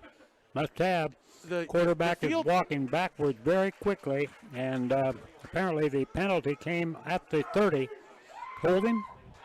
Looks like they call holding again. Boy, oh boy. And that's going to be costly for the Lions. The Lions get a big break on a penalty, and wham, bang, 2 plays later, they get one themselves. So that's going to bring up second down. I'm sorry, first down and 20. 1 play later. Next play. First down and 20. And the Lions are going to have to come up with a little magic here. It is same formation, 2 wide receivers to the far side, 1 wide receiver to the near. Intenso Bono in the slot, hands off to Devin Neal right at the middle, and Devin Neal's got a couple, and maybe 5, and another flag on the field, and I don't know what this is. This looked like some extra pushing and shoving. I don't know if that's going to be the call, but there was a flag on the field at the end of that play. Lawrence High's not moving backwards on this one. Well, now Dooley does take a couple of steps back. My goodness, if they have 2 holding penalties in a row. Well, I don't think that was a holding, Hank. Nope, I think it's something else. Face mask. That's going against the Saints. So that's going to good. be that's 15-yarder. And that's big time. Well, no, they just mark it 5, so it's not an intentional grab. It was a contact with the face mask, not an intentional grab, but it leaves it at second down, and it moves it up for a 2nd and 10 call. No, that's first and 10 now, Hank. Oh, I'm sorry. They give him a first down? Yep, yeah, they did. No, first and 10. It was they got 10 yards on the penalty and the play. Okay. And here we go. Devin Neal up the center, 5-6 yards on first down and 10. That's going to bring up 2nd down and 4 for Devin Neal. Nice, just kind of quick little up the middle, right up the middle, found a hole and able to gain 6 yards. You like to be able to point out those linemen that are up there. Porter Danovic at center, H.N. Villegas at the left guard, and Lane Luna at the right, Drew Meyer and Noah Smith. Give them all credit on that one. Absolutely. Dooley's back for the pass. Oh, my goodness. And he is... They're going to call it incomplete. You hope that they call it incomplete. They did have him by the arm, and Jackson Dooley was able to get the ball off, looking like he was going to pass the ball. We got a hurt player. And we've got a hurt player on the field. It's 72. I believe it is Asen Villegas, and we'll just see here. Asen Villegas is the guy down. The trainer's out there with him now, coming over very quickly. Now one more of the guys on the sideline. His coach comes over. Line coach comes over, and he's up, back on his feet, going to trot off. The Saint fans are certainly not happy about that last call. No, they're not. But the bottom line is it was an incomplete pass. It's going to bring up 3rd down and 4 yards to go, and they're in territory where you don't get a chance to play with 4th down. I don't think the Lions, with the lead, would take a chance on a 4th down and 4 if they have an incomplete pass, or even a 4th down and 2 or 3 if they don't get much of a run on this next play. They've got some fast people out there. They've got to get that ball 4 yards to the 40-yard line. And Stoogie Anglin in for the Lions, and then defense for Asen Villegas. He comes out this play. Jackson Dooley's got the ball, looking for an open man. He's got him. John Green for the catch over the middle. 6-7 yards. Good for John Green. That's good for a Lawrence High School first down. Well, they got they got the yardage they needed and 4 more, so they got 14 or 8 yards on the play. Up to that other side of the 50, they're getting that closer and closer here. They made it to the 44. First and 10 from the Lions, and the Lions still in their own territory at the 44-yard line. Same formation the Lions have been in all half here. Hand off to Devin Neal straight up the middle, and Devin's got it. Power straight up the middle. Good for 5 yards on first down. You got to love that easy, quick little 5 yards by Devin Neal. We'll take it all day long. Takes another step or two. He'll be into the territory of the Saints. Right now, knocking on heaven's door. Oh, I couldn't resist that one. Hank. I am sorry. I could not resist it. Okay. I'm sure it's been used by other guys in the past, but the Saints have to guard that 50-yard line because the other side is their territory. First down the first down will be in Saints territory at the 41-yard line. 46-yard line. Dooley hands it off to Graham Huff this time. Graham able to battle for a few and keep his feet going and moving. And what are they going to give Graham? They're going to give him about 3 yards on second down. They're going to give him. So that's going to bring up third down and 2 for the Lions in Saints territory. They made it across that magical 50-yard line, but they left themselves a long 2 yards to go to get that first down. They got to get inside that 40. Shotgun, hands it off quick to Devin Neal. Devin Neal's pound his way through the first down. I think he did. Up past the 46, onto the 45. They'll call it. That's what will stop him. But that's good enough for a Lions first down. Great run. Hard run by Devin Neal. When he hit that line, I didn't think there was any way he was going to make it. He dove the last 2 yards to get that first down, Matt. He took a flying leap to get over that or up to that 45-yard line in the Saints territory. Intenso Bono lined up in the slot position. Devin Neal in shotgun. Pass out to Trey Jackson. Jackson's got it in the backfield, and he's going to get tackled for a loss of 1 yard on that play. Nothing doing for Trey Jackson. Nothing happening out there because of great defensive play by that secondary, and Trey Jackson had to wait for that pass just a little bit. It wasn't quite the bullet we usually see thrown out there by the Lions, Jackson Dooley. Second down and 11. And I said that Devin Neal was lined up in the shot. I meant Jackson Dooley lined up in the shot. Devin Neal right behind Jackson Dooley in the shotgun. Hand off to Devin Neal. Nope, no, he kept it. He's got John Green open. John Green got it to 20, 10, 5, touchdown, Lions! That's John Green! Beautiful play, beautiful strike by Jackson Dooley to a wide open John Green, and that's good for 6 for the Lions. John Green just outran his defender. He had to turn around and wait a second for the ball, but the defender still couldn't catch up with him. That's how fast John Green was dedicated to getting down that field. You just love seeing that, and that's exactly what the Saints have been doing. The Lions, they run, and then boom, pass play, not ready for it, wide open John Green. 6 points for the Lions, 26-14. Lawrence High leading this one. 7:29 left, and here comes the extra point. They may be going for 2 here, Matt. It does look like they're going for 2. We've got Jackson Dooley in a quarterback in the shotgun. Devin Neal wind up to the far side. Throw to Ben King and didn't quite able to grab it. That's going to be 26-14. Missed the 2-point conversion. You're listening to Lawrence High School football. Lions lead it 26-14. 7:29 left to go in the third quarter. The thing I like the most is the fact it took us half of the third quarter to get it done. Love it. Anybody know how long that pass was? Thank you.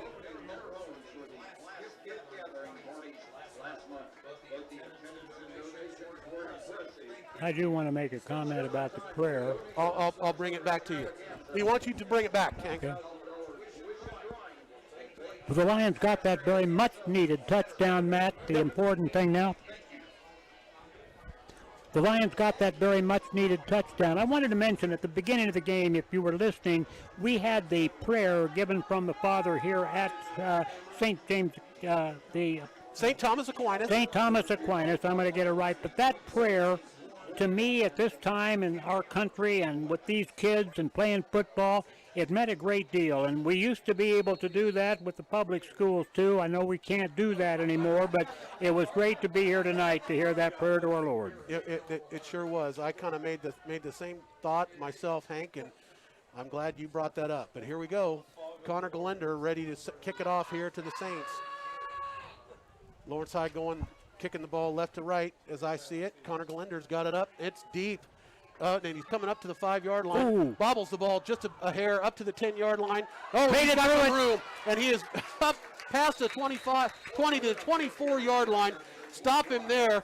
Cole Mondi made the stop. If Cole wouldn't have been there on that stop, that would have been 6 points. That would have been Cole a made touchdown. the stop that made that not a heart-dropping touchdown against the Lions. So here we go. 5.5 minutes on that last drive. That time meant a great deal, too. To take that much, nearly half of that third quarter is important. Here we go. Max Ford under center. Hands off to the Tank. Tank's got it right up the middle. They're not gaining very much. Maybe the Lions defense have figured some things out. They're giving him 1 yard on first down is the Tank. The Tank gets that yardage, but not very much on that one. That may be the shortest one he's given credit for tonight, except for, I think, one that he lost a yard or two in that first half of play. Ball on the 26-yard line. Second down, 9 yards to go. All night long, Max Ford has been lining up under center, which is something you never see. It's just rarely seen in high school football these days, but it's been very effective for the Saints. Gets the ball into the tank, pitches out to number 20 by the Saints, Jeremiah Penny. Penny is able to pick up a couple. Oh, no, he's not. I'm sorry. He lost it the was yard. a long run, but it came to the near side, and it looked like he gained a little bit, but he didn't. He actually lost a half a yard. That's going to bring up third down, and we'll call it third down and 10. Was that the Lions, number 47, Carson Green, that got out there? I couldn't tell. Carson Green was out there. Yeah, one of the guys out there, but a great stop, and big third down 10 play here. Get them stopped. They got to punt it if they stop them. Ford under center. Man in motion. Pitches back to the Tank. The Tank out to gain 5 yards, but stopped there for maybe a couple more up past the 30-yard line, but they're going to stop them on the 31-yard line. That's going to bring up fourth down and 4 yards to go. Fourth down. They've got the punt team coming on, I think, because they have the wind at their back for this punt. They can bury the Lions back here if they do get a good punt from their young punter. Let's see what they come up with here as the Lions are going to get that ball back. They did hold them down deep in their own territory after one first down. Fourth down and 4. They're going to get rid of it here. Absolutely. And they've got their punter, Evan Kammerer, in. And Evan's going to get down. He's going to punt it. It's not going to go real high up to the 40-yard line. Fair caught there by Trey Jackson right at about the 38-yard line. Lions will bid it at the 38. 38-yard line. 26-14. 5:16 left to go in this third quarter. Now, it took about that much time in the first half of the first quarter, or third quarter, Matt. If they could get the touchdown in 5 minutes and 16 seconds, that would give the opposition here, the Saints, 3 touchdowns to overcome again. They need to make up some extra points here. They tried it, missed that 2-point conversion. Let's see what they can do with touchdowns. They've got to get this one back here. Well, they definitely figured some things out, did the Lions at halftime. Graham Huff in at the halfback position. Hands off to Devin Neal. Devin Neal straight up the middle again, and not able to get his 5, but he got 1 there on first down. That's going to bring it second down and 9. They're giving him maybe 2 yards on that. Second down and 8 yards. From the 40. From the 40-yard line of the Lions. And it did look like the Saints were ready for that run that time, Hank. Yeah, they were. And, even though it was a different kind of formation, although we've got 2 wide receivers the far side, 1 wide receiver the near side. Graham Huff in at halfback.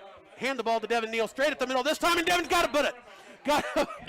Got to get it more than normal. Devin's going to pick up 10 yards on that one. Good for a first down for the Lions. I'll tell you, Saul Silabi He was 6 feet tall and 248 pounds, is the big guy over there on that left side playing defense.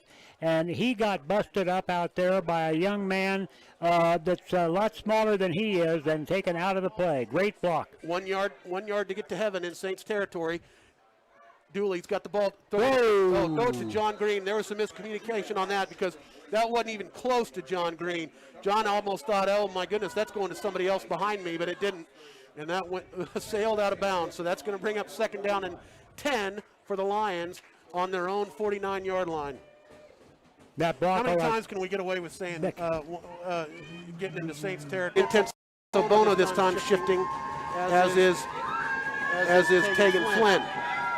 Jackson Dooley got it. Got a man, Ben King open. Oh, right in and out of the hands of Ben King. Ooh. And he was leveled by number 17, Will Gavin, and I don't think they want us in heaven. I don't think they want us in their territory. That was just behind. It was the step behind him, and if he'd been had that right in his arms, the ball was sailed down there so fast, so hard, it was going to be a hard one to catch, but he didn't have much of a chance with it just a little bit behind. 3rd down, big one. 3rd down, 10. Here we go, Lions. Timeout. Jackson Dooley turns the referee, put the timeout symbol in the air. And we're going to take it back to the station where the Lions lead it 26-14, 4:17 left to go. You're listening to Lawrence High School football on 101.7 and 1320 KLWN. Hello, my name is Richard Holman, owner, member manager of LKS Imagine here in Lawrence, Kansas. LKS Imagine does uniforms and logos, but what about custom work? We do custom work. Let's say someone you know drew a beautiful picture in the 2nd grade. We can put that on a coffee mug. We can put that on a shirt, and we'll definitely work with you to get your idea fleshed out and something you can touch. How do people communicate with you? The best way to reach us is through email.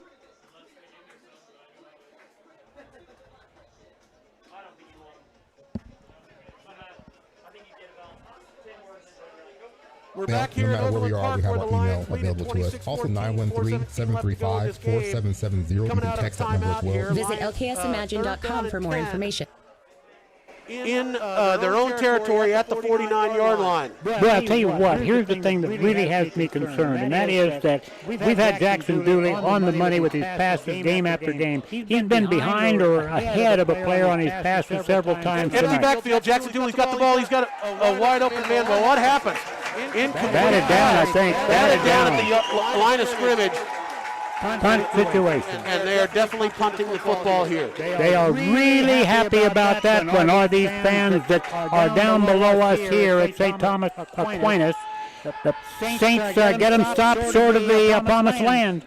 Now, very interesting formation. 3 speedsters to protect the quarterback, and they do. Or the punter, and he's able to get it off. Oh, and that takes an Aquinas bounce. And the Lions are going to stop it right there.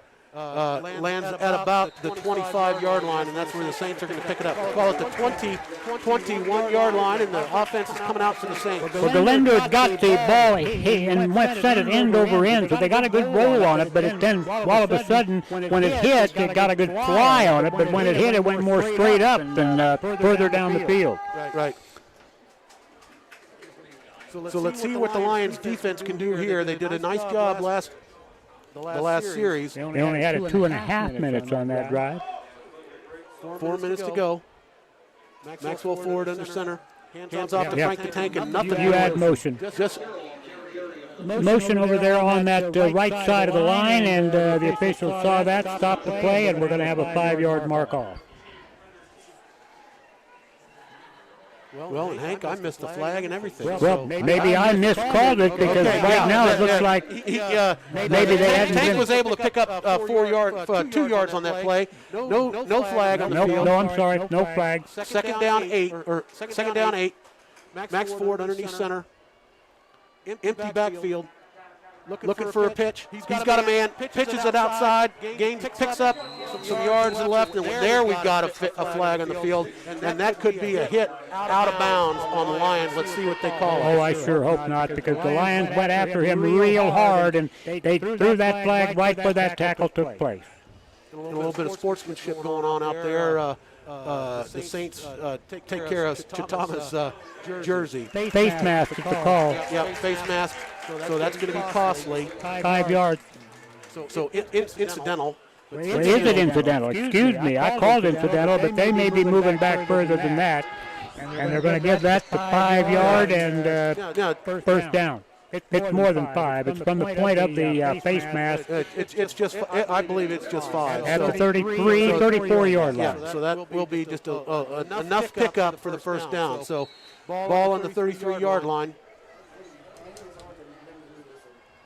Max Ford under center, man in motion, hand off to another flag on the field. This one in the backfield of the Saints. Yeah, illegal procedure. I said again. I thought I saw motion. I thought I saw motion on that play before. This time the head guy down there, the referee, did hear my call and said they're moving on that right side too soon. The whole line jumps up before the rest of the players are ready to go. 3:13 left to go in the quarter.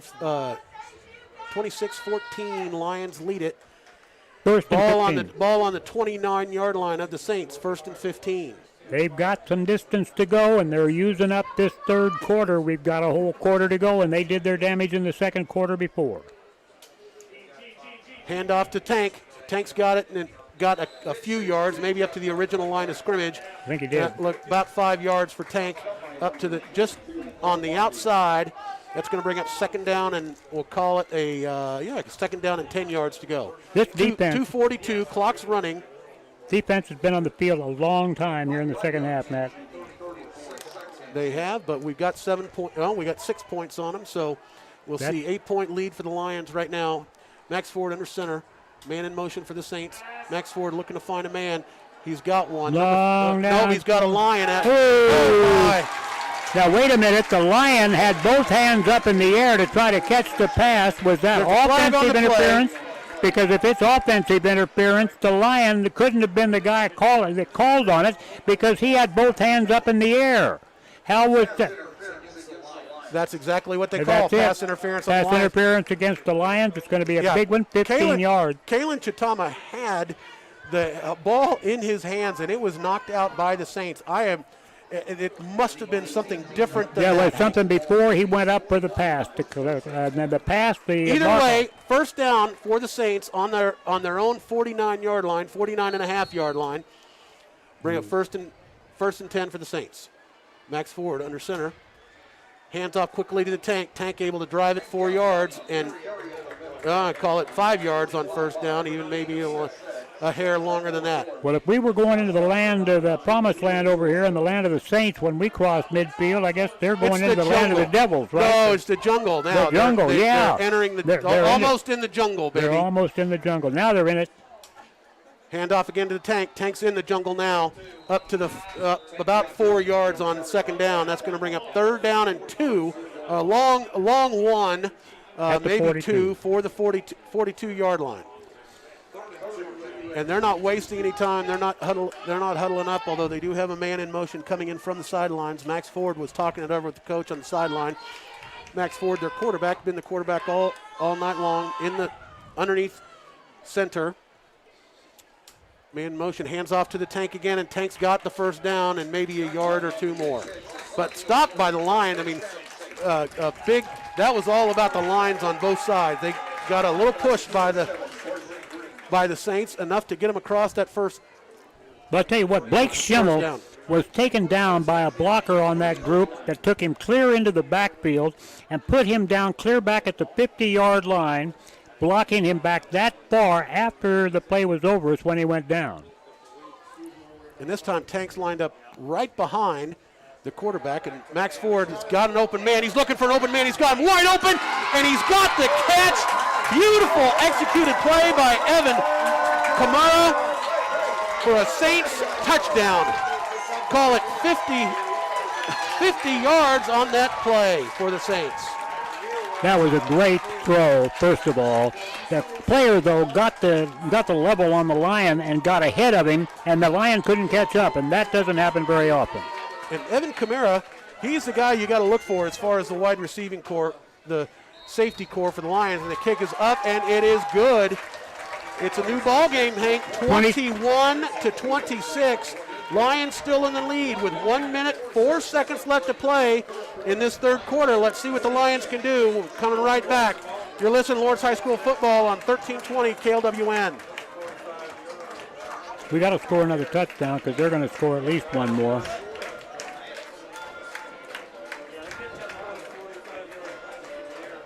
The LMH West Campus is opening soon with cutting-edge technology and a beautiful new campus. The West Campus offers a variety of services under one roof, providing you with convenient and efficient care. Experience collaborative care from our clinics and physicians to get you the care you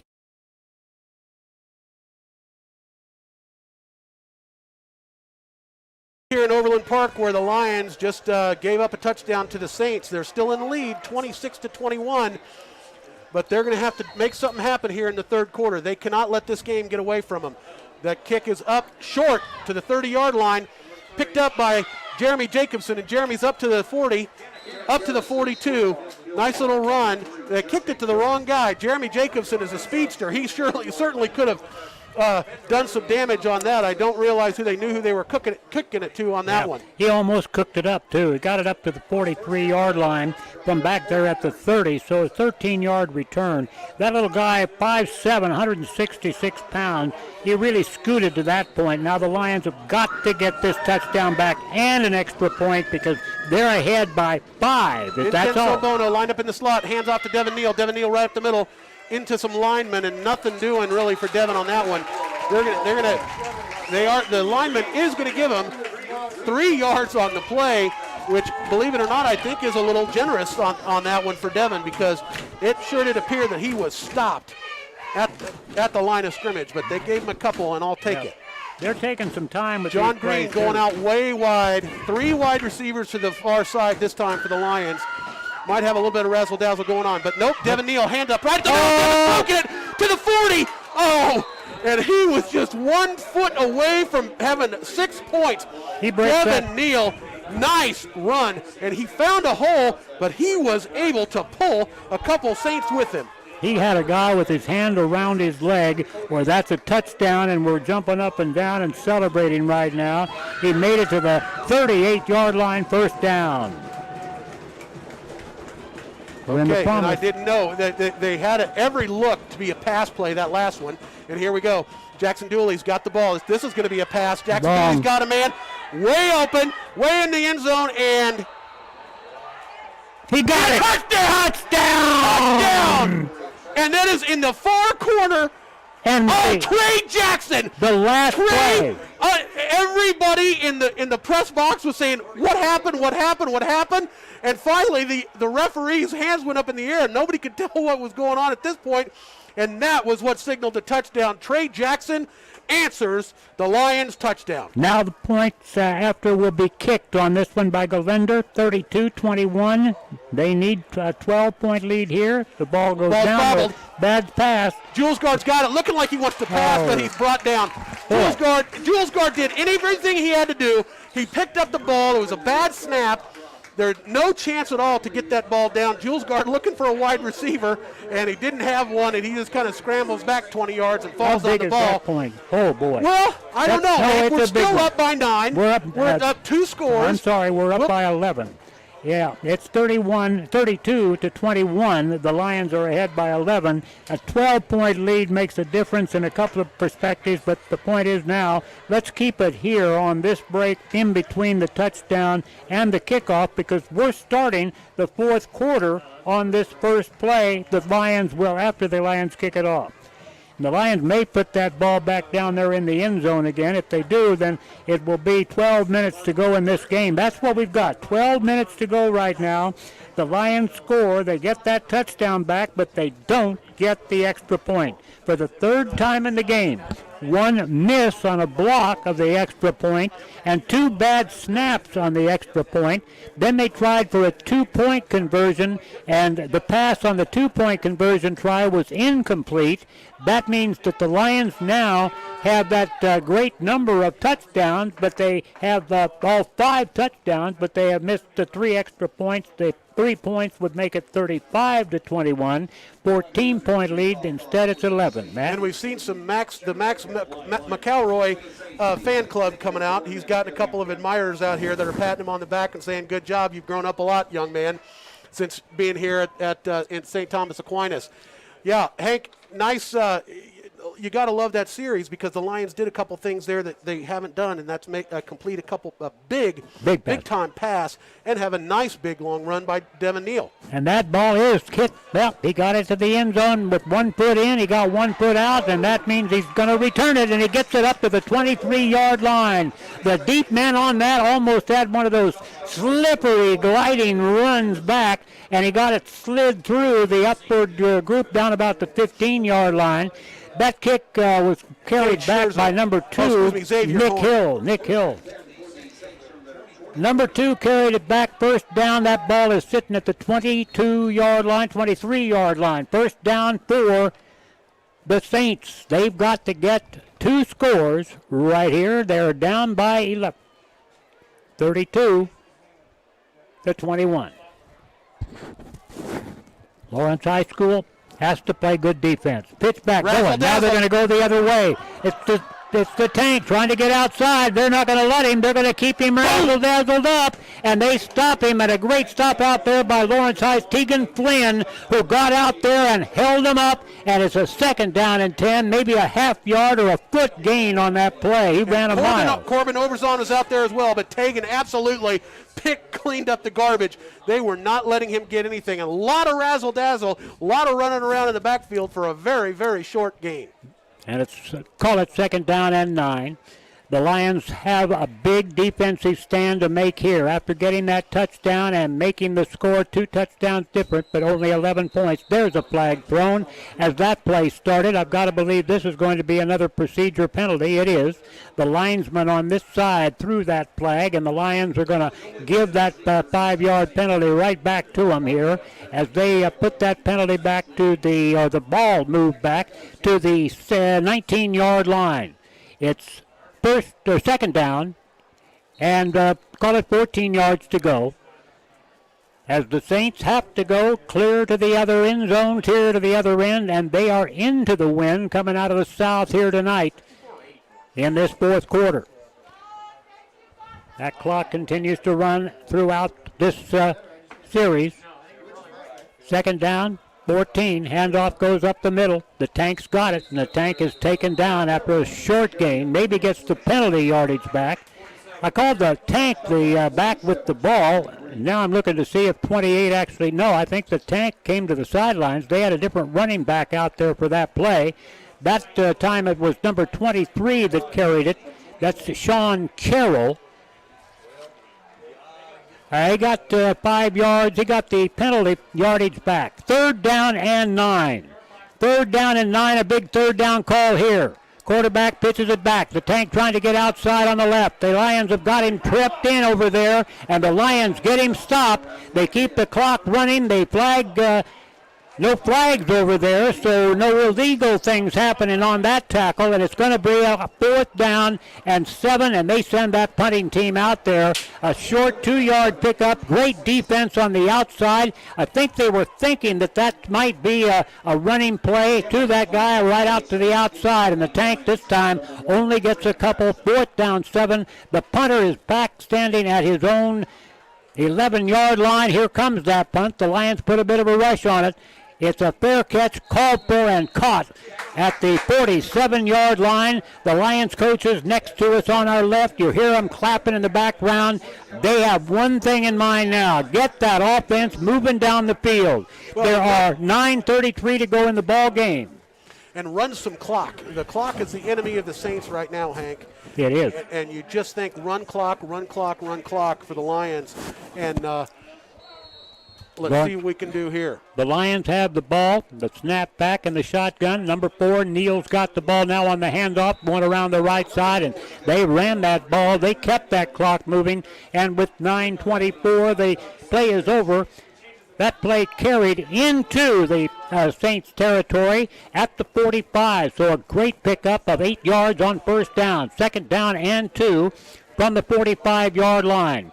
The Lions have got this score. They really need to get this one. And the handoff is going to be stopped right after the handoff takes place. Boy, I'll tell you what, Dooley handed that off to Devin Neal, and he never even had a chance to get free. No, that's a loss of 4 yards back to the almost midfield. Connor Ellis just shot through the line, and he kept his eye on Devin Neal, and Connor just made a great tackle in the backfield. Loss of 5 for the Lions. You were hoping for a first down on that second down and short. Instead, it's third down and 6 yards to go. Pass play is incomplete. And I'll tell you what, we're not seeing the same passing accuracy from that senior quarterback. It's just been impossible for him to get it. I've got to think, Hank, that was a miscommunication on a wide receiver. He threw right at the middle of an open field with nobody even close. I've got to think that somebody was supposed to be there but wasn't there. It's Jackson Dooley, and the Lions are seemingly going to go for it close to midfield on fourth down and a long 5 yards to go. Fourth down and 5. They're trying to draw them off, I believe, but they're not going to have much success doing that. The referee says nothing doing. Nothing doing. They may take the penalty to give a little bit. No, they're going to use another timeout. That's number 2 here in this second half of play. So the Lions are down to 1. Should they need timeouts, they're at 1 now, but no penalty. 32-21 our score. We've got most of this fourth quarter to play. A team that's certainly shown they can score 2 touchdowns in 8.5 minutes is what's on the clock. We'll be back on KLWN right after this 30-second timeout. Hello, my name is Richard Holman, owner, member, manager of LKS Imagine here in Lawrence, Kansas. How does LKS Imagine support the Lawrence community? We are members of the Lawrence Chamber, the River City Referrals B&I Group, and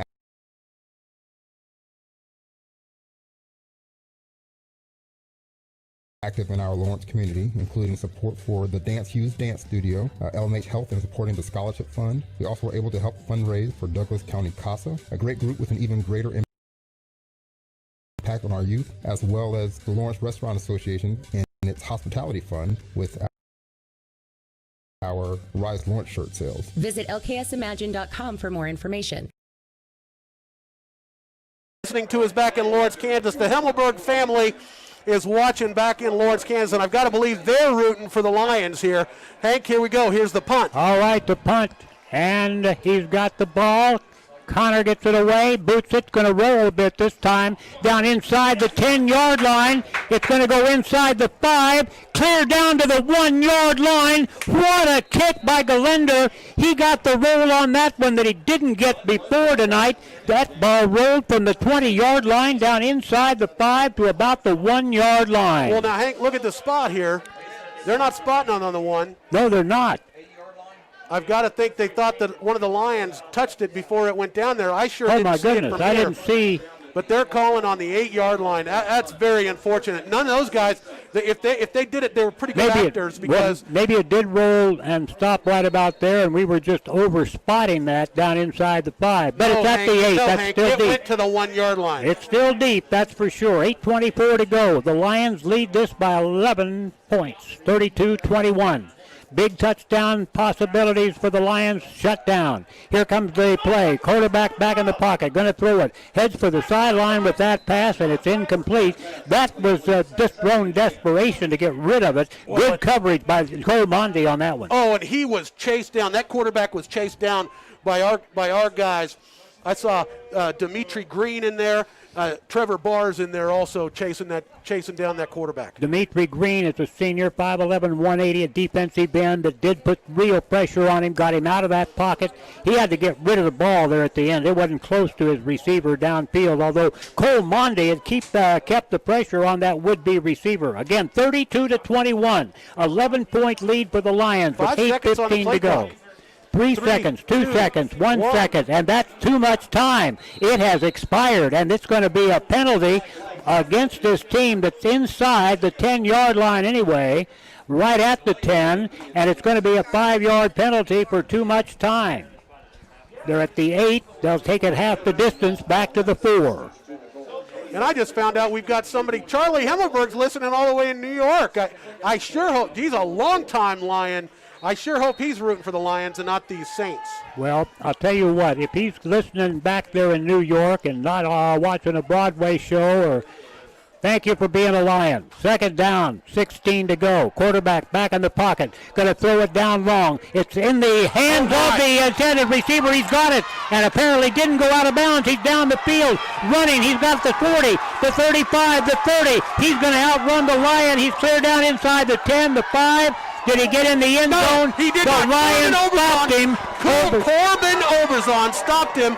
Inside the 10-yard line. My gosh, how did that pass play get through two guys from the Lions football team's hands and get into the hands of that receiver on the far side of the field? Holy cow, that was a great pass, but also a very lucky catch.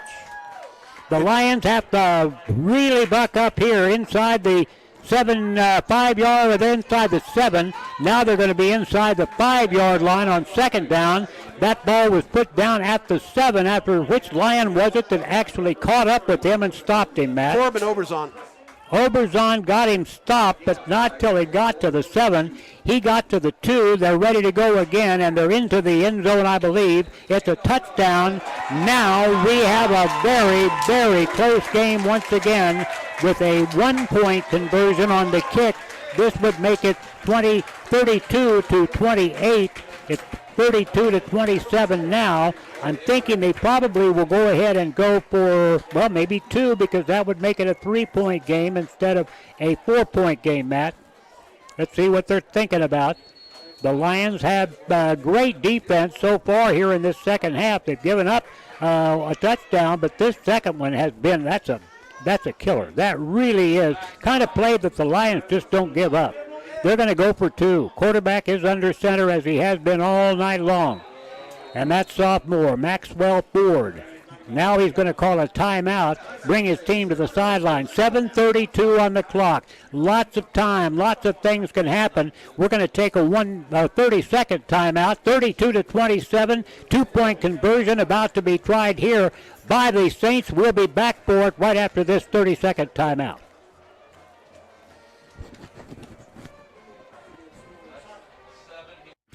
High school sports fans, Trent Green here, and when I want the latest scores and news, there's only one place I go, 810varsity.com. Live scores, features, brackets, and even watch games live on the laptop, phone, or mobile device. Watch the Lee Summit, Blue Springs, and Park Hill schools, Blue Valleys, Olathes, Rockhurst, Miege, Lansing. The list goes on and on into Missouri and Kansas. And playoff broadcasts too, plus top 25, awards, and more. Check it out now, Kansas City's home for high school sports, 810varsity.com.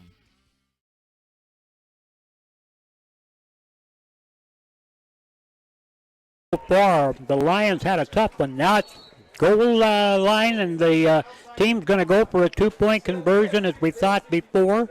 They paused them for just a second as they went down to run the play. Now the official starts the clock to run on this play.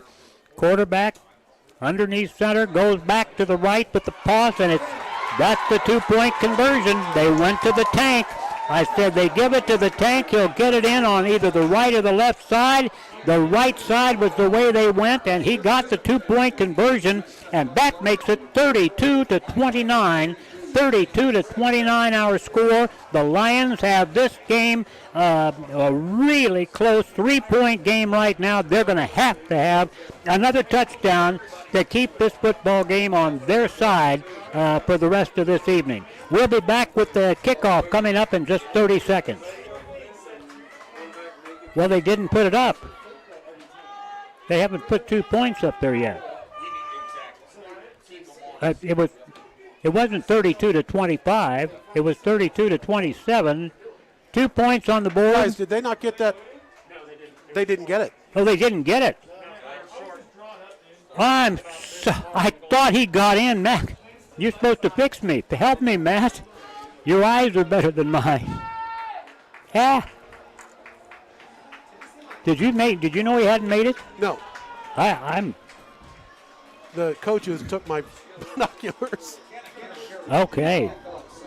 Well, It's big, Matt. It's very big because they did not get in the end zone on that try for a 2-point conversion. It is still 32-27. I thought they did. You thought they did. They did not. Here's the kickoff. The Lions back deep, takes that kick and runs it out up to the 25, up to the 30, fighting hard at that point, and down to about the 31-yard line. Nice run by Graham Huff. Graham Huff gets the ball back to the 31, and the Lions now lead by 5 points. It's still a 5-point game, so a touchdown wins it one way or the other unless the Lions can put more points on the board. Right now it's 5 points. If they were able to get a field goal, that would make it 8 points, of course, but they really need a touchdown. The Lions have missed on 3 extra point chances here tonight. Now they're up to the line of scrimmage, ready to go. They've got to keep control of the ball with 7:26 on the clock. Handoff goes over the left side, cutting back up the middle. That's Devin Neal. He's got a pretty good gain as he gets up close to that 35-yard line. Make it a 4-yard pickup, and it's going to bring up second down, and, well, it's a long 6 yards to go, Matt. Good blocking over here, but I'll tell you what, they're blocking, they're playing hard. St. Thomas Aquinas really going after it. Noah Smith was blocking hard. Lane Luna was, but they still got him. Now here's a pass play. Boom, complete. It's complete up to the 40-yard line. Let's see if they don't place it down there because they knocked him backwards after he made the catch. About the 39, Hank. Well, they're going to give him the 39. He caught that ball standing at the 40, but they hit him hard, and it's third down now and 3. Third down and 3 at the 39-yard line. The Lions own 39. There's the snap. Handoff goes to the right side. Devin Neal's got it. He's got a first down and runs the ball out of bounds. That's the only bad thing about that play. It stops the clock at 6:28 to go here in this ball game. 32-27. The Lions lead it after stopping a 2-point conversion try right at the goal line. Both Matt and I thought he'd made it in there for the 2 points. He did not, and the Lions escaped that 2-point conversion try. It's first down after that run by Devin Neal. He gets away from one man now and still breaks another tackle and has almost 10 yards, almost another first down. Devin Neal fighting for everything in his might to get that ball downfield, and he'll be just shy of a first down. Just shy, Hank, and I'll tell you what, that run was all Devin Neal. He had a couple blockers up front, but my goodness, he just absolutely wished that run up to where he got it. That is a great run by Devin Neal. They're going to measure now, because I'll tell you what, I think the official is giving both teams a chance to rest just a little bit. It has been a hard-played game. It has been a hard-hitting game. These two teams are born slick, no question. 1 inch away. He's very, very short. When he got up, I was going to say, I'm going to give him 10 yards, even though I don't think he quite got 10 yards. But I didn't. I gave him 9, but my goodness, it is literally an inch from a first down. The Lions have this one now on a situation that they have a second down and Matt's inch. And it's in Saints territory on the 47-yard line. They have it into the territory of the Saints at the 47, just a few inches to go here. And the quarterback does stand in that shotgun formation, ready to go with Devin Neal standing just off to his right side. 2 wide out to the left, 1 wide out to the right. Handoff goes to Devin Neal. He's got the first down, of course, and then about some. 5 yards. I shouldn't have said of course, because this team has dropped the Lions for losses tonight. Shame on me, Matt. We should have not taken that for 6 minutes to go. Two things happening. The Lions got a couple of first downs going on this drive, and that clock is running. Nobody is hurrying. Out wide to this side for Lawrence High School, number 80, John Green, out widest to the left. They're taking all the time in the world in that huddle. Ben King and John Green were really quick to get out to where they're going, but here we go. Devin Neal is deep in the backfield. Quarterback goes back, hands it off to Devin, fights hard up that right side on the far side of the field, right in front of the Lions bench, getting encouragement from over there. He did not get it out of bounds. That's the good news. 5:20 left to go. The clock runs 32-27 the score. This ball game is just that close, Matt. And they let that clock run down to under 5 seconds, and you love that. This is the game where I have seen the Lions run the clock very, very well. And let's see if they can finish off with these last 5 minutes of this fourth quarter. It's down to 11 seconds now as the line comes up to the line of scrimmage. They have 7 now, and the quarterback looks downfield. He's got the snap with 4 on the clock. There's the handoff up the middle, and it's going to be nothing there this time. Yeah, Devin was looking for a hole, and he just could not find anything. And the Saints were following him right all the way, and it picked up absolutely nothing on that one. 3rd down and long. I'll tell you, a long pass play killed the Lions on that last possession. Do you call 6 yards long, Hank? It's 3rd and 6. No, I'm talking about right here. The Lions, can they come back with something like that? Because they threw a long one on a 3rd down and fairly long. Now we got 3rd down and 6. I think they're going to keep it on the ground, though. I believe Devin Neal stays in that backfield. He does. Going to take a pass play, takes the short pass, it's gone, and down the field he goes inside the 30, down to about the 25-yard line. Call that first down, move the chains down there. They do stop the clock. I think he was knocked out of bounds. Well, they stopped the clock to move the chains. No, I was going to say, great heads-up play by Devin Neal because he did not go out of bounds. No, he didn't. He could have very easily, but he actually they're running the clock now. He forced his way back in, Hank. And they are now running the clock. He stopped it when they had to start moving the chains. The high schools, they'll let them stop the clock for a few seconds to get the chains moving. First down at the 25. The Lions have got to keep this drive going with 3:40 left to go in the game. Handoff, down the field it goes. Oh, and away overthrown pass and a flag. They did a trip job on the Lions receiver, and that is going to be a 15-yard penalty, and that one is one that wasn't going to be caught. The officials here are going to be get some argument from the football team from St. Thomas because they're going to say that pass was not catchable. There was no way that was catchable pass. But he did get tripped up while the ball was in the air. That's right. John Green got tripped up, and that's what the problem was. You feel bad for the Saint because it was probably inadvertent, but that's what they call it for, and that's going to be good for a Lion first down. First down and goal on the 10-yard line. It moves the ball to the 10-yard line. Now the Lions with 3:34 to go on the clock. With the clock stopped after the penalty and the first down movement. The ball is down at the 10. They've got to get this touchdown in there, and this is the handoff to Devin Neal over the right side. Boy, he cracks clear down inside the 5 on that first down run. Devin Neal lowered his head. Looked like he might get stopped at about the 6 or 7. He got an extra 2 yards. I think he's down at the 5, right on the 5-yard line, Matt, right on the 5. And you love it because he stayed in bounds again. The outside corner was an option, but he didn't do it.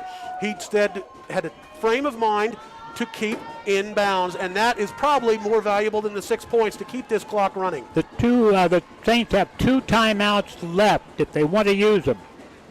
Under 3 minutes when this play's over. Handoff goes across play, goes toward the goal line, inside the 5, down close to the 2-yard line.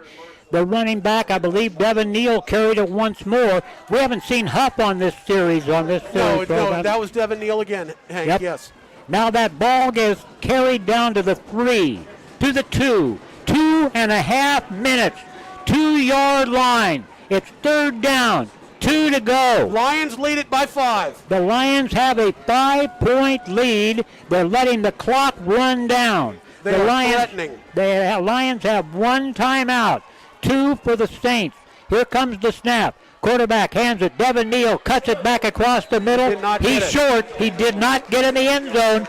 Devin Neal, who we've seen cross that goal line many, many times, didn't make it on that one. They're not going to kick now, Matt. They're not going to try for a field goal because that would make it 35-27, and that doesn't win the game if there's another TD. Timeout comes for the Lions. Was it the Saints that called it. Saints timeout. Saints timeout. 1:58, just under 2 minutes to go. 32-27.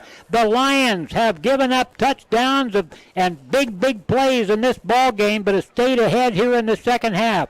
Now they have the ball at the goal line, but it's 4th down and 1. Matt, I'm not going to send this away. I can't miss having this play run right here. And Hank, I think you're right. I think the Lions have to go for this touchdown because the 8 points doesn't get them the guaranteed victory. It gets them a guaranteed tie.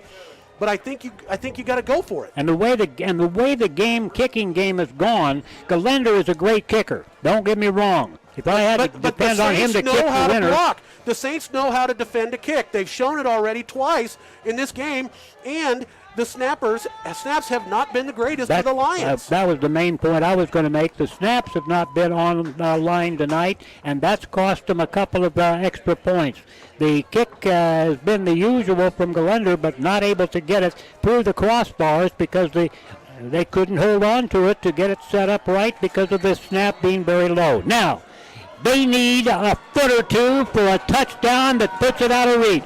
Here's the snap back. Handoff goes to Neal. Neal keeps his feet going. He's in there. He's in there. He's got it. The touchdown Lions. And the scoreboard rolls it up to 38. And with 1:53 on the clock, the Lions lead it 38-27. You hear the Lions coaches right next door. I believe they were pounding on the table in there. I wonder why, Matt. Yep. A little bit of table pounding. It's extra point coming up. Galender's out there to kick it. This would make it 39-27. Yes, that would be an important kick. There's the snap. Ball is up. Ball is perfect. It is right through there, and it is 39-27. A 12-point Lion lead. 1:53 on the clock. It's going to take a miracle, but we're at we're at the great St. Thomas Academy High School, and the Saints will have the ball when we come back after this 30-second timeout. Gear up at Academy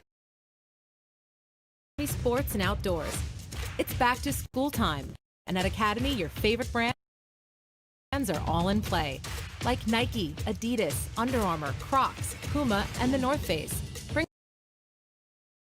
on the fun and get out there, whether you're playing for the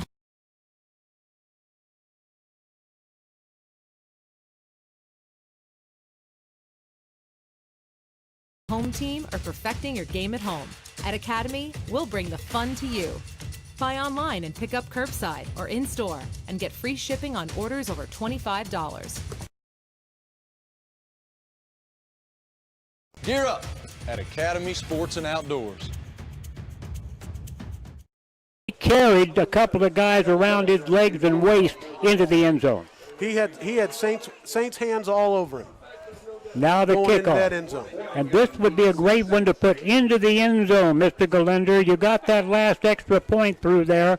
Connor Galender with the wind at his back, not nearly the wind we had at the start of the game. There's the kick. It's a high one. It's going to go into the end zone, and this ball game is going to start out there at the 20-yard line for the football team from St. Thomas Aquinas. And you would think that they cannot rely on the run. Nope. They've got to pass the ball. As good as the tank is, as many yards as he's gained this game, you've got to think that they can't rely on him at all. And they're going to have two scores. They can make it 20 or 39-35 with a touchdown and a single extra point, but they've got to score a 2-point conversion to make it 39-36, a 3-point game, and then get it back and get a field goal. That's all with a 1:53 on the clock. Quarterback is under center. Puts a man in motion coming toward us on the near side. Quarterback back in the pocket. He's hit as he throws the ball. It's up in the air, and the ball is incomplete. And good defense. No flags. No flags down there. The guy that was defending was Corbin Orbazon, the senior Orbazon for the free safety spot, defended on that play. It looks like he's limping a little bit. The intended receiver. No way. Corbin Oberzon's one of the toughest guys on this team. He is not limping. He's not leaving. There is no way he's coming out of this game either. Chitama was down there as well, but those guys, great defensive plays by the Lions because that ball was well thrown and on target. Nope, he wasn't going to come out. I didn't suggest that, man. It was just that he did it even though he was hurting. The Lions now with 2nd down and 10 to defend, and a team across the way from them that wants everything in the world to get another touchdown on the board against a 6A number 1 team. They had to use a timeout because the clock was down to nothing. Timeout on that field with 1:46 on the clock. And that's their last timeout. That was very, very costly, Hank.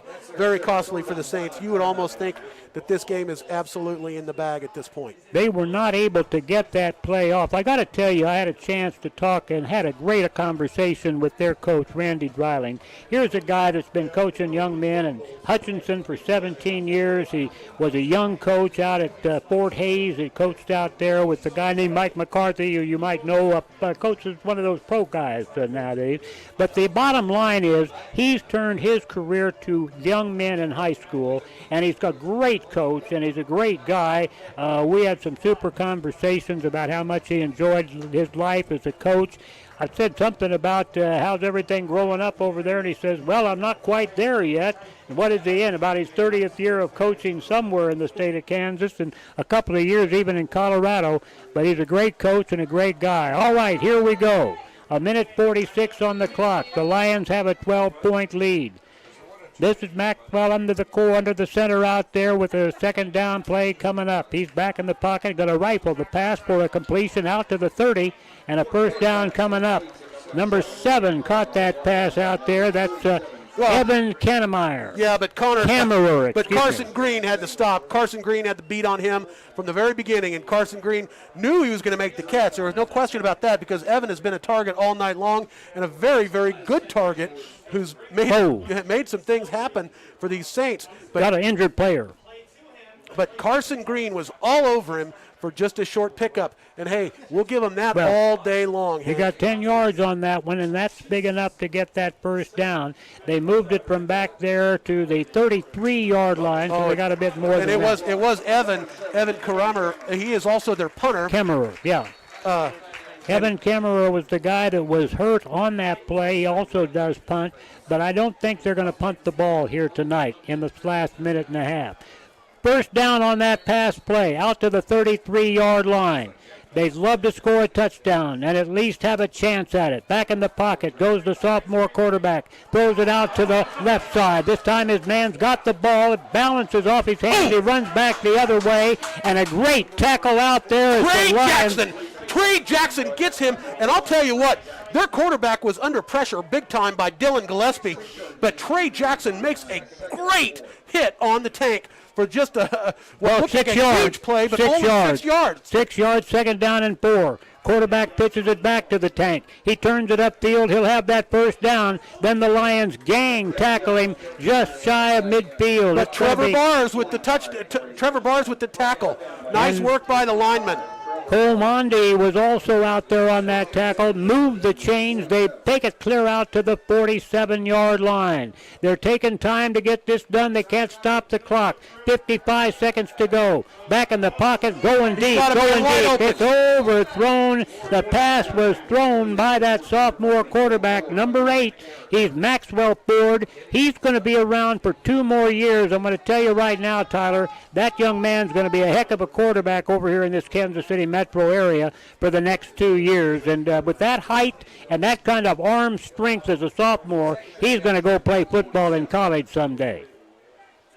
Now it's a 2nd down, 10 after the incompleted pass at the 47-yard line at their own 47. Just 49 seconds to go in the ball game. Ford back in the pocket, looking, throwing long, passes the ball incomplete. Trey Jackson nearly intercepts that football, and Trey wishes he had that one back because that was right there. He just, and it was a rifle shot too, but He didn't get it, but that's going to stop the clock. 3rd down and 10 now for the Saints. 3rd down and 10 yards to go, 44 seconds to go. The Lions are not going to lose this one, but they'd love to hold them to no touchdown here. Keep that separation. Here goes the quarterback forward. He's getting chased by the Lions. He throws the ball. It's complete. Short man out there has got the ball, but the Lions take him down. That's not going to be enough for a first down. And the Lions tackler was number 9, Truman Julesgaard out there, the junior. And Carson Green in on that. 4th down. Cole Mondi bringing up the pressure. 4th down. It's 4th down and 4. Quarterback pitches it back. There goes the tank, and the tank is tackled for a loss. Clear back in Lions territory. Blake Schimmel makes the tackle of the night. That's the ball game, folks. That will be, but that's the tackle of the night right there. Blake Schimmel had the beat on the tank the whole way, and the tank was brought down quick by Blake Schimmel. There you go. 14 seconds. That's all. The Lions scored this touchdown to make it 39-27. That made it 38. They got the extra point, 39. The Lions are going to win it by that 39-27 score. They'll take a knee with the ball here. That's the last play of this ball game. No timeouts left. Lawrence High School plays 2 5A teams in 2 weeks. They beat them both, but I got to tell you, they played some great football teams last week and this week. This team out here right now is better than the team that we played last week, and I'd have to say this team right here. This is a great team. Yeah, this is a great team, and they're going to go a long way. There could be they could very possibly not lose another game all year long. They're probably going to be the state champions in 5A. I put some money on it right now. Now, the Lions did win the game. They got that little guy stopped. You can call him the tank. You can call him whatever you want to. He's just a beater. He'll get you out there. He never quits, never gives up. They're going to win a lot of games. This sophomore quarterback did a great job. Their line, they're big, they're tough, they play well. Just congratulations to this outstanding team from St. Thomas Aquinas. It's been an honor to come over here and call their ball game tonight and to enjoy the fans in the stands. I'm going to go ahead and wrap it up. Your thoughts, Matt? Well, just, a great, great win by the Lions. You got to be proud of these guys because this game, they spotted us 20 points, but they came back with a vengeance, and they figured a lot of things out, and you're thinking, oh, my God, are we going to get out-coached in this game? But halftime, the Lions coaches figured some things out. They were able to score some touchdowns, but my goodness, what a game until the very end. This game was not in doubt. Or was in doubt until about a minute 50 left to go in this game. Last week, same night of the week, Friday night, 7 days ago, this team was behind Shawnee Mission Northwest 28-7 at halftime. They won it 35-34. This win tonight tell you something about not just the Lions, but this team. So congratulations to both teams, both great young men out there playing on that football field. They played it hard. They played it tough. We've got the coaches on both sides that like each other and respect each other a great deal. I'll bet you 5A's champions right here on the field tonight. Yep, and thanks to everybody who's listening. My buddy Rick Lonsinger, Tori Graham, the whole Hemmelberg family. Who's listening in New York City again? That's Charlie Hemmelberg, but he'll get a big head if we keep on mentioning him all night. He's in New York City. And we love the fact that Max, our videographer, has got a fan club here. He's taking selfies with people. I probably should take a selfie with Mary Hemmelberg. I know she wants to get on. No, she wants to talk to you and get the selfie with you, Matt. And Charlie's got his camera. This is the other Charlie. Luther's boy has got a camera ready to take some pictures of the team. But what a great night to come over here. And this is a huge, huge win for this team, Hank. The Lions do a great job tonight in winning this ball game. They are now still undefeated for this season, and they're going to be moving on down that field here next week once again. We'll see how things turn out for this week. We'll be with you then wherever we're going, whoever we're playing, we'll be there with you. So listen in, will you? We'll be talking about this ball game for a long time to come, too. 1017 and 1320, the places where you find KLWN. Lawrence High School football, brought to you by the 23rd Street Brewery. Matt Llewellyn serves everybody just whatever they want. You walk in and say you want the Hank Booth burger, he'll fit the Hank Booth burger.